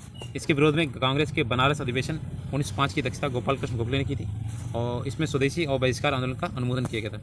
नेक्स्ट है, भारत में स्वदेशी आंदोलन किस दौरान हुआ था? तो ऑप्शन नंबर बी ये था बंगाल विभाजन के विरुद्ध आंदोलन। देखिए इसमें और स्वदेशी आंदोलन का जन्म ब्रिटिश सरकार के द्वारा किए गए बंगाल विभाजन के विरुद्ध हुआ था। 19 जुलाई 1905 को ये आपका निर्णय लिया गया था बंगाल विभाजन का। इसके परिणामस्वरूप क्या हुआ था? 7 अगस्त 1905 को कलकत्ता के टाउन हॉल में स्वदेशी आंदोलन का जन्म हुआ और इसी बैठक में ऐतिहासिक बहिष्कार प्रस्ताव पारित हुआ था, स्वीकृत हुआ और 16 अक्टूबर 1905 को बंगाल विभाजन की घोषणा की गई और साथ ही विभाजन प्रभावी हुआ। ठीक है, इसे बंग आंदोलन के नाम से भी जाना जाता है। आंदोलनकारियों ने इसे शोक दिवस के रूप में मनाया। ठीक है, रविन्द्रनाथ टैगोर के सुझाव पर संपूर्ण बंगाल में इसी दिन राखी दिवस मनाया गया था। ठीक है, इस दिन सुरेंद्रनाथ बनर्जी ने एवं आनंद मोहन बोस ने एक विशाल जनसभा को संबोधित किया और जो शीघ्र ही ये विरोध प्रदर्शन बंगाल से निकलकर भारत के अन्य भागों में फैल गया। पूना एवं बम्बई में इस आंदोलन का नेतृत्व बाल गंगाधर तिलक ने किया, जबकि पंजाब में लाला लाजपत राय और अजीत सिंह ने, और दिल्ली में सैयद हैदर रजा एवं मद्रास में चिदम्बरम पिल्लई ने इसे नेतृत्व प्रदान किया था। नेक्स्ट है, बंगाल विभाजन की घोषणा कब हुई थी? तो ये आपका ऑप्शन नंबर फर्स्ट 19 जुलाई 1905 में। ठीक है, और 16 अक्टूबर को ये आपका प्रभावी हुआ था। ठीक है, तो इसमें देखिए आपका असम बंगाल से अलग हो गया था और देखिए आपका इसमें क्या था, बंगाल में बिहार, उड़ीसा और बांग्लादेश शामिल थे। ठीक है, इसमें क्या था आपका लेफ्टिनेंट गवर्नर इतने बड़े प्रांत को कुशल प्रशासन दे पाने में असमर्थ था, तथापि तत्कालीन गवर्नर जनरल लॉर्ड कर्जन ने बंगाल विभाजन प्रमुख कारण प्रशासनिक असुविधा बताया, परंतु वास्तविक कारण प्रशासनिक नहीं बल्कि राजनीतिक था। नेक्स्ट है, भारतीय राष्ट्रीय कांग्रेस में विभाजन हुआ सूरत अधिवेशन में। किस अधिवेशन में? ऑप्शन नंबर बी 1907 में। इसमें क्या था, नरम दल और गरम दल अलग हो गए थे और 1916 में कांग्रेस के जो लखनऊ अधिवेशन था इसमें फिर से आपस में विलय हो गया था। नेक्स्ट है, निम्नलिखित में से कौन सा वर्ग जो था 1905 में स्वदेशी आंदोलन में मुख्यतः अप्रभावित रहा था? देखिए दूसरा और तीसरा। दूसरा आपका कृषक था और मुसलमान, ये आपके अप्रभावित रहते हैं। महिलाएं और बुद्धिजीवी ये आपके प्रभावित रहते हैं। नेक्स्ट है आपका, भारत की राजधानी कलकत्ता से दिल्ली कब बदली गई? तो ऑप्शन नंबर फर्स्ट 1912 में। ये 1911 में आपका जो बंगाल जो विभाजन रद्द हुआ था इसमें सम्राट जॉर्ज पंचम का दिल्ली आगमन हुआ था। इसमें दिल्ली दरबार के नाम से जाना जाता है और दिल्ली दरबार 1911 में बंगाल विभाजन रद्द करने और कलकत्ता की जगह दिल्ली को राजधानी बनाने की घोषणा थी। 1 अप्रैल 1912 को दिल्ली को भारतीय राजधानी बनाया था। नेक्स्ट है 40 नंबर, और मुस्लिम लीग एवं होम रूल लीग आंदोलन। देखिए इनमें से कौन अखिल भारतीय मुस्लिम लीग के संस्थापक नहीं थे? तो नहीं पूछा गया, देखते हैं। तो देखिए इसमें ऑप्शन फर्स्ट NMA जिन्ना। मुस्लिम लीग की स्थापना ढाका के नवाब सलीमुल्लाह खां वकार उल मुल्क तथा मोहसिन उल मुल्क के द्वारा 30 दिसंबर 1906 को ढाका में की गई थी, और जबकि मोहसिन अली जो जिन्ना थे इसकी स्थापना के पश्चात बाद में इससे जुड़े और 1940 में इसकी लाहौर अधिवेशन की अध्यक्षता भी की थी। अगला है, मुस्लिम लीग के पाकिस्तान प्रस्ताव के पहले 2 राष्ट्र के सिद्धांत को किसने प्रतिपादित किया था? तो option first sir Syed Ahmed Khan. देखिए 1940 में पाकिस्तान राष्ट्र की मांग की थी मुस्लिम लीग ने। और मोहम्मद इकबाल ने 1930 में 2 राष्ट्र का सिद्धांत पहले दिया था, परंतु सबसे पहले सर सैयद अहमद खान ने 1888 में मेरठ में एक संबोधन के दौरान हिंदुओं मुसलमानों के लिए 2 अलग अलग राष्ट्र की बात कही थी। अगला, भारतीय राष्ट्रीय कांग्रेस के द्वितीय अधिवेशन जो द्वितीय सम्मेलन था, कितने मुस्लिम प्रतिनिधियों ने भाग लिया था? तो ऑप्शन नंबर बी, ये थे 33। ठीक है, देखिए भारतीय राष्ट्रीय कांग्रेस की स्थापना 72 प्रतिनिधियों ने की थी 28 दिसंबर 1885 को बॉम्बे के गोकुलदास तेजपाल संस्कृत विद्यालय में। और जो सचिव थे, महासचिव ए.ओ. ह्यूम थे, कलकत्ता के W.C. बनर्जी ने इसकी अध्यक्षता की थी। कांग्रेस का दूसरा जो अधिवेशन था 1886 में कलकत्ता में होता, और इसकी अध्यक्षता किसने की थी? दादाभाई नौरोजी ने। और 33 मुसलमान प्रतिनिधियों ने भाग लिया था दूसरे वाले में। ठीक है, मुस्लिम लीग ने अपना वार्षिक अधिवेशन नियमित रूप से आरंभ किया था। तो ऑप्शन नंबर डी, 1925 में। देखिए पहला जो आपका देखिए मुस्लिम लीग जो था, स्थापना 30 दिसंबर 1906 को ढाका के आगा खां और सलीमुल्लाह खां के नेतृत्व में हुआ था, और जिसका पहला अधिवेशन 1907 में हुआ था। और मुस्लिम लीग का वार्षिक अधिवेशन नियमित रूप से 1925 में आरंभ हुआ था। नेक्स्ट है, मुस्लिम लीग में किसका योगदान होम रूल लीग की स्थापना नहीं था? तो कौन सा नहीं था? देखिए ऑप्शन नंबर डी, देखिए T.S. अलकाट का नहीं था। बाकी देखिए एनी बेसेंट पहले भारतीय राष्ट्रीय कांग्रेस के माध्यम से होम रूल चलाने का प्रस्ताव किया। बाल गंगाधर तिलक ने 28 अप्रैल 1916 में बेलगांव के सम्मेलन में होम रूल लीग के गठन की घोषणा की। T.S. Olcott home rule league की स्थापना से संबंधित नहीं थे, बल्कि थियोसॉफिकल सोसाइटी से संबंधित है। नेक्स्ट है, होम रूल आंदोलन भारत के स्वतंत्रता आंदोलन के एक नए चरण के आरंभ का घोतक था, क्योंकि ऑप्शन फर्स्ट, इसने देश के सबसे सामने स्वशासन की एक ठोस योजना रखी थी। देखिए होम रूल आंदोलन जिसका उद्देश्य था ब्रिटिश साम्राज्य के अधीन रहते हुए संवैधानिक तरीके से स्वशासन को प्राप्त करना, और इसके नेता थे बाल गंगाधर तिलक और एनी बेसेंट। ठीक है, और तिलक ने 28 अप्रैल 1916 को बेलगांव में होम रूल लीग की स्थापना की, और इनके द्वारा स्थापित लीग का प्रभाव कर्नाटक, महाराष्ट्र, जो बम्बई को छोड़कर मध्य प्रांत एवं बरार में फैल गया। तिलक ने 1917 में नासिक में लीग की वर्षगांठ मनाई, और भारत आकर एनी बेसेंट ने साप्ताहिक जो कॉमनवेल्थ था 2 जनवरी 1914 से, और तथा दैनिक जो पत्र था न्यू इंडिया 14 जुलाई 1914 से प्रकाशन प्रारंभ किया, जिसमें न्यू इंडिया का प्रमुख योगदान रहा। इन पत्रों के माध्यम से एनी बेसेंट ने भारतीय स्वतंत्रता और राजनीतिक भावना को जागृत किया। इन्होंने भारत में आयरलैंड की तरह सितंबर 1916 में को मद्रास में होम रूल लीग की स्थापना की, तथा जॉर्ज अरुंडेल को लीग का सचिव बनाया गया। अडयार जो था मद्रास में लीग का मुख्यालय स्थापित किया गया। मुस्लिम लीग द्वारा पाकिस्तान की स्थापना की मांग करने वाला प्रस्ताव पारित किया गया। तो ये ऑप्शन नंबर सी, 1940 में। ठीक है, देखिए यह था आपका लाहौर अधिवेशन में अध्यक्षता करते हुए मोहम्मद अली जिन्ना ने 22 मार्च 1940 को भारत में अलग मुस्लिम राष्ट्र पाकिस्तान की मांग की। जिन्ना ने अधिवेशन में भाषण देते हुए कहा कि वे अलग मुस्लिम राष्ट्र के अतिरिक्त कुछ स्वीकार नहीं करेंगे, तब तक इस मांग पर अटल रहेंगे जब तक पाकिस्तान के निर्माण का मांग पूरा या पूर्णतः स्वीकार नहीं कर लिया जाता है। पाकिस्तान का विचार सर्वप्रथम कैम्ब्रिज विश्वविद्यालय के विद्यार्थी रहमत अली के मस्तिष्क में आया था। तो ये आपका TRE में पूछा गया था। ठीक है, किसने ये इस शब्द का प्रयोग किया था? तो देखिए होम रूल आंदोलन के नेताओं ने होम रूल शब्द किस सदृश आंदोलन में ग्रहण किया था? तो देखिए ऑप्शन नंबर इसका ये वाला हो जाएगा। देखिए ये देखिए पहले तो आपका ये एनी बेसेंट की योजना थी, और तिलक और एनी बेसेंट ने स्वराज की प्राप्ति के लिए सरकार पर दबाव डालने के लिए एक संगठन की आवश्यकता महसूस की, जिसके लिए आयरलैंड का उदाहरण दिया। तो ये आयरलैंड हुआ फर्स्ट वाला ऑप्शन। ठीक है, इनके सामने आया था। बाल गंगाधर तिलक ने अप्रैल 1916 में और एनी बेसेंट ने सितंबर 1916 में होम रूल लीग की स्थापना की थी। नेक्स्ट है, इनमें से किसने तिलक को भारतीय असंतोष का जनक कहा है? तो ऑप्शन नंबर डी, वैलेंटाइन सिरोल। ये भी पूछा गया था आपका। ये सिरोल नहीं, यहाँ पे सिरोल होगा, पहले लिखा हुआ। ये आपका इन्होंने देखिए वैसे गीता रेस नामक पुस्तक बाल गंगाधर तिलक की है। ठीक है, बाकी जो लंदन के टाइम्स में संवाददाता जो थे इंडियन अर्नेस्ट के लेखक वैलेंटाइन सिरोल थे, इन्होंने कहा था कि भारतीय अशांति के जन्मदाता हैं ये। और देखिए स्वराज मेरा जन्मसिद्ध अधिकार है, इसे लेकर रहूँगा। तो ये आपका बाल गंगाधर तिलक है, ऑप्शन नंबर सी। देखिए कितनी बार आया हुआ है।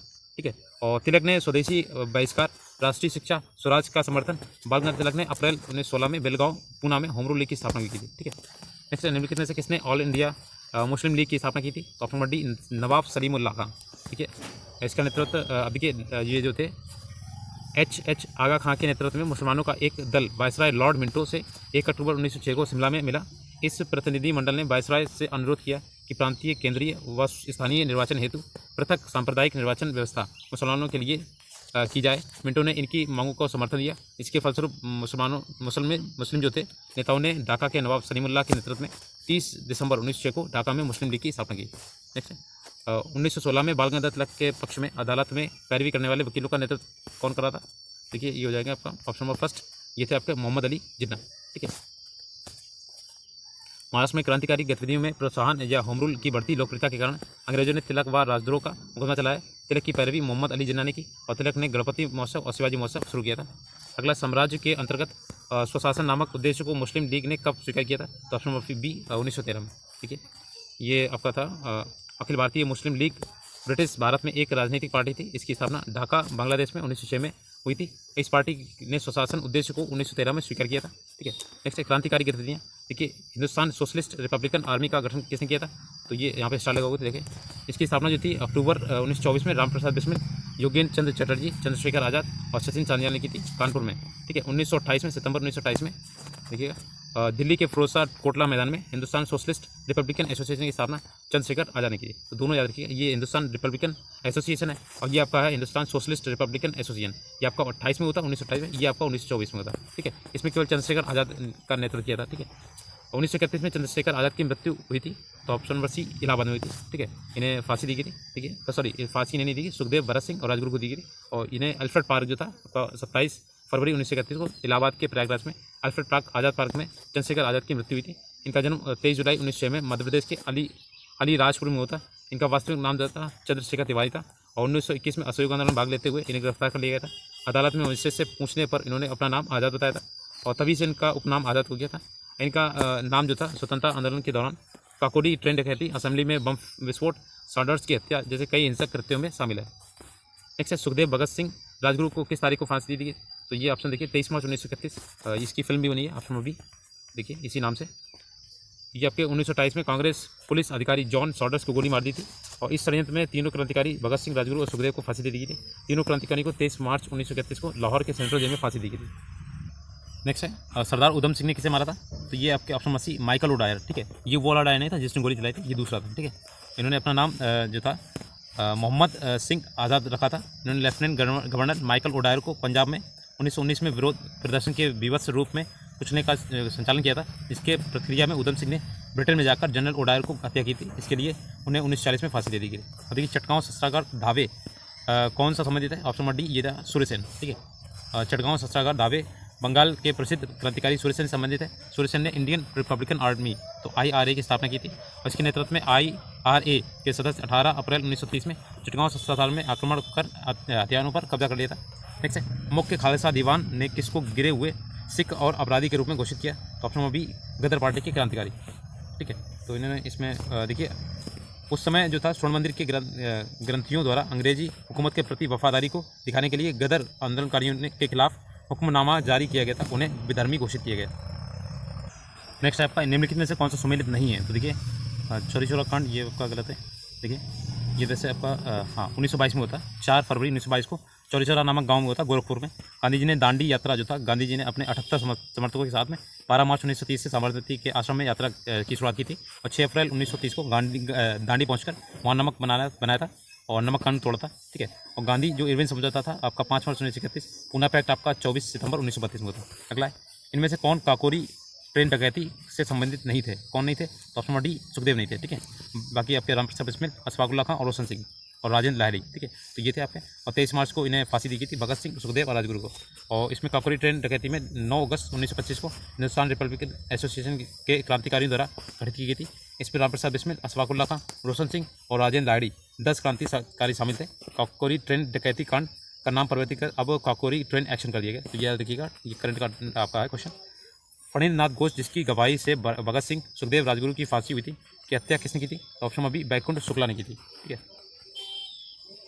ये अमर बलिदानी भगत सिंह, राजगुरु और सुखदेव की मुखबरी कर सरकारी गवाह बन गया था। ठीक है, फणींद्र नाथ घोष की हत्या शहीद बैकुंठ शुक्ला ने की थी, जिसके कारण उन्हें फांसी दे दी गई थी। कामिला की 2 स्कूल लड़कियों शांति घोष और चुनौती चौधरी ने जिलाधीश को गोली मारकर हत्या कर दी थी। तो ऑप्शन नंबर सी ये 1931 में, दिसंबर 1931 में।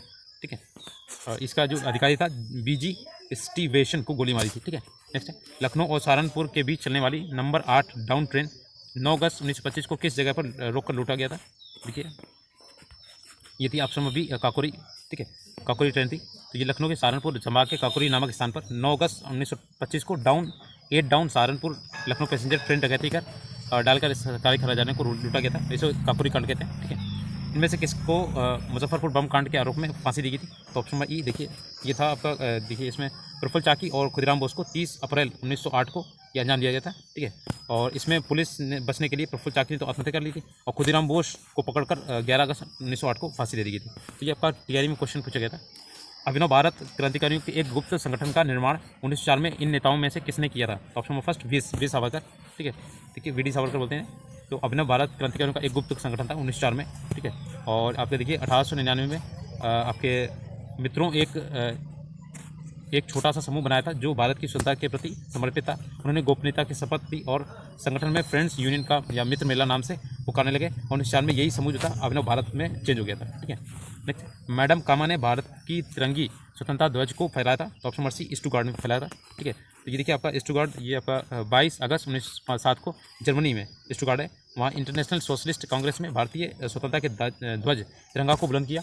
इस सम्मेलन में इन्होंने भारत को अंग्रेजी शासन से मुक्त कराने की अपील की। ठीक है। प्रसिद्ध गीत सरफरोशी की अब तमन्ना अब हमारे दिल में है के रचयिता कौन है? ऑप्शन नंबर ई, ये आपका है बिस्मिल, ठीक है। इन्होंने बिस्मिल अजीमाबादी ने ये लाइनें लिखी थी, ठीक है। और आपका फेमस जो किया था आपके राम प्रसाद बिस्मिल और ये देखिए भगत सिंह, ठीक है, इन दोनों किया था। नेक्स्ट आपका जर्मनी के समर्थन से काबुल में राजा महेंद्र प्रताप सिंह के नेतृत्व में अंतरिम सरकार गठन हुआ था। ऑप्शन फर्स्ट गदर आंदोलन के दौरान, ठीक है। ये आपके गदर जो सैन फ्रांसिस्को में 1913 में हुई थी, ठीक है। और इसके जो गदर पार्टी के संस्थापक थे सरदार मोहन सिंह बाकना। और इसी समय जो था जर्मनी के समर्थन में काबुल में राजेंद्र महेंद्र प्रताप सिंह ने नेतृत्व में अंतरिम सरकार का गठन किया था। नेक्स्ट है 1906 में लंदन में अभिनव भारत सोसाइटी की स्थापना किसने की थी? तो option number first Vinayak Damodar Savarkar ने, ठीक है। और लंदन पहुंचने के बाद वी डी सावरकर ने फ्री इंडिया सोसाइटी नाम की एक संस्था का गठन किया था। इस संस्था का कार्य उनके द्वारा पूर्व से संचालित किए जा रहे भारत में अभिनव भारत संघ स्थापना और नए सदस्यों की भर्ती के लिए जमीन तय करना था, ठीक है। नेक्स्ट है हरदयाल और बाबा हरनाम सिंह और 2D लाट बाबा सोहन सिंह बाकना गुरदीत सिंह जुड़े थे। तो ऑप्शन नंबर सी, ये गदर आंदोलन से जुड़े हुए थे, ठीक है। ये इसकी स्थापना 1913 में सैन फ्रांसिस्को USA में की गई थी, ठीक है। और ये स्वतंत्रता आंदोलन में महत्वपूर्ण भूमिका स्थान रखता था। इसके नेता थे नेता हरदयाल, बाबा हरनाम, सोहन सिंह बाकना और गुरदीप सिंह। नेक्स्ट है इस वर्ष हिंदुस्तान रिपब्लिकन एसोसिएशन की स्थापना हुई थी। ऑप्शन नंबर बी 1924 में, ठीक है। अब अगर सोशलिस्ट लगा दिया जाए तो 1928 में हो जाएगी। और इसके जो क्रांतिकारी थे राम प्रसाद बिस्मिल और योगेश चटर्जी थे और सचिन सान्याल, ठीक है। 1924 में क्रांतिकारी युवकों ने कानपुर में एक सम्मेलन ये था हिंदुस्तान रिपब्लिकन एसोसिएशन का गठन किया था, ठीक है। नेक्स्ट है गदर पार्टी की स्थापना कब हुई थी? तो ऑप्शन नंबर बी, ये 1913 में हुई थी, ठीक है। 1 नवंबर 1913 में सैन फ्रांसिस्को में हुई थी, ठीक है। और इसके गदर पार्टी में युगांतर प्रेस की स्थापना पहले साप्ताहिक बाद में मासिक पत्रिका गदर का प्रकाशन हुआ। और पत्रिका उर्दू, पंजाबी, मराठी, अंग्रेजी, हिंदी और गुजराती में की थी। इस उद्देश्य से भारतीय सेना में विद्रोह की भावना पैदा करना था इसका उद्देश्य जो था। 1923 से 28 में भारतीय राजनीति में क्रांतिकारी गतिविधियों की पुनरावृत्ति का कारण क्या था? ऑप्शन बी, गांधी द्वारा असहयोग आंदोलन का स्थगन, ठीक है। नेक्स्ट है हिंदुस्तान सोशलिस्ट रिपब्लिकन आर्मी के संस्थापक नेताओं में से कौन से थे? ऑप्शन बी, ये भगत सिंह थे। अक्टूबर 1924 में ये आपका जो सचिन सान्याल, योगेश चटर्जी और रामप्रसाद बिस्मिल के नेतृत्व में कानपुर में हिंदुस्तान रिपब्लिकन एसोसिएशन की स्थापना हुई थी। और जो आपकी 1928 में हुई थी फिरोज शाह कोटला मैदान में दिल्ली में चंद्रशेखर आज़ाद द्वारा और भगत सिंह के नेतृत्व में हिंदुस्तान सोशलिस्ट रिपब्लिकन, तो इसमें रिपब्लिकन लगा हुआ है, ठीक है, एसोसिएशन की स्थापना हुई थी। नेक्स्ट है लंदन में जनरल ओ डायर को किसने गोली मारी थी? Option number D, Udham Singh, जी में बता दिया, तो काफ़ी बार पूछा गया। तो ये आपका 1919 में जो जलियांवाला हत्याकांड था उसका दोषी था और इसे आपको देखिए उधम सिंह ने वहाँ पे गोली मारी थी। और खुदीराम बोस किंग्सफोर्ड की हत्या का प्रयास किया किंतु गलती से कैनेडी की हत्या हो गई थी। मदन लाल डींगरा ने कर्नल वायली की हत्या की, ठीक है। इंकलाब जिंदाबाद का नारा किसने दिया था? ऑप्शन सी, भगत सिंह ने दिया था, ठीक है। और इन्होंने मोहम्मद इकबाल ने सारे जहाँ से अच्छा हिंदुस्तान हमारा गाया था। महात्मा गांधी ने भारत छोड़ो आंदोलन के दौरान अंग्रेजों भारत छोड़ो और करो मरो का नारा दिया था। सुभाष चंद्र बोस ने जय हिंद, दिल्ली चलो और तुम मुझे खून दो मैं तुम्हें आज़ादी दूंगा, ये नारे दिए थे। अनुशीलन समिति की स्थापना किसने थी? ऑप्शन नंबर डी, ये क्रांतिकारी संगठन था और इसकी देखिए स्थापना मिदनापुर में 1902 में ज्ञानेंद्र नाथ बसु ने की थी अनुशीलन समिति, ठीक है। और जबकि कलकत्ता में इसका गठन जो था पी मित्रा ने किया था। कलकत्ता के अनुशीलन समिति में जतिन नाथ बनर्जी और वरिंद्र कुमार घोष जैसे क्रांतिकारी इसके सदस्य थे। नेक्स्ट है मुजफ्फरपुर किंग्सफोर्ड की हत्या का प्रयास कब किया गया था? ऑप्शन नंबर फर्स्ट 1908 में किया गया था, ठीक है। ये आपका 1908 में प्रफुल्ल चाकी और खुदीराम बोस ने किया था। और प्रफुल्ल चाकी पुलिस से बचने के लिए आत्महत्या कर ली थी और खुदीराम बोस को गिरफ्तार कर फांसी दे दी थी। शेरे पंजाब के नाम से कौन मशहूर है? ऑप्शन नंबर सी, लाला लाजपत राय, ठीक है। ये गणतंत्र दल के नेता थे और शेरे पंजाब के नाम से जाने जाते हैं। और कांग्रेस के 1920 के कलकत्ता अधिवेशन की अध्यक्षता की थी। अखिल भारतीय ट्रेड यूनियंस कांग्रेस की स्थापना 1920 में इन्होंने बम्बई में की थी, ठीक है। और इनका पहला अधिवेशन था 1920 में बम्बई में होता। इसकी अध्यक्षता लाला लाजपत राय ने की थी।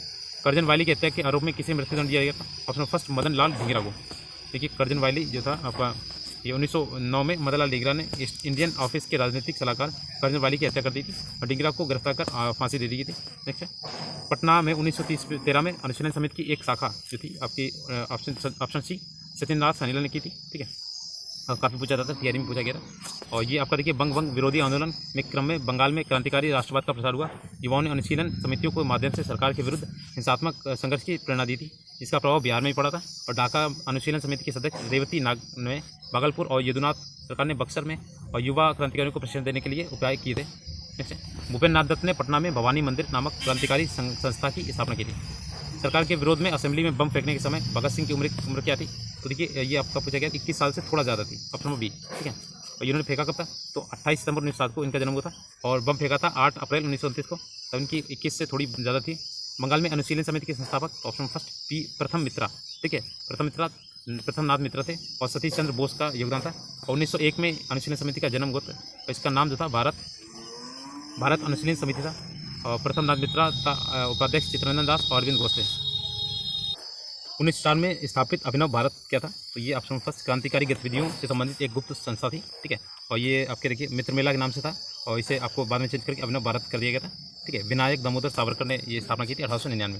नेक्स्ट है, इन महिलाओं में कौन क्रांतिकारी आंदोलन में संबंधित थी? ऑप्शन सी भीखाजी कामा, ठीक है।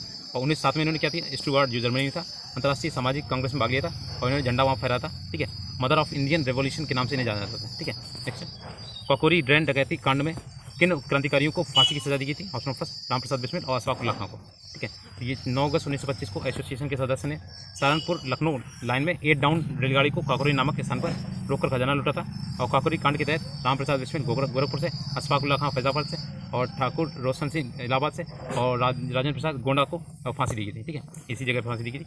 All India State People's Conference का गठन कब हुआ था? इसमें ये होता 1937 में, ठीक है। ऑप्शन नंबर सी ये होता आपका। इसके संगठन के बलवंत राय मेहता, मणिलाल कोठारी और जीएस अंगरकर ने महत्वपूर्ण भूमिका निभाई थी। इसमें रियासतों के आए 700 से अधिक राजनीतिक कार्यकर्ताओं ने भाग लिया था। नेक्स्ट है, महात्मा गांधी ने अपना राजनीतिक गुरु किसे मानते थे? तो ये आपके देखिए गोपाल कृष्ण गोखले, ठीक है, अपना राजनीतिक गुरु मानते थे।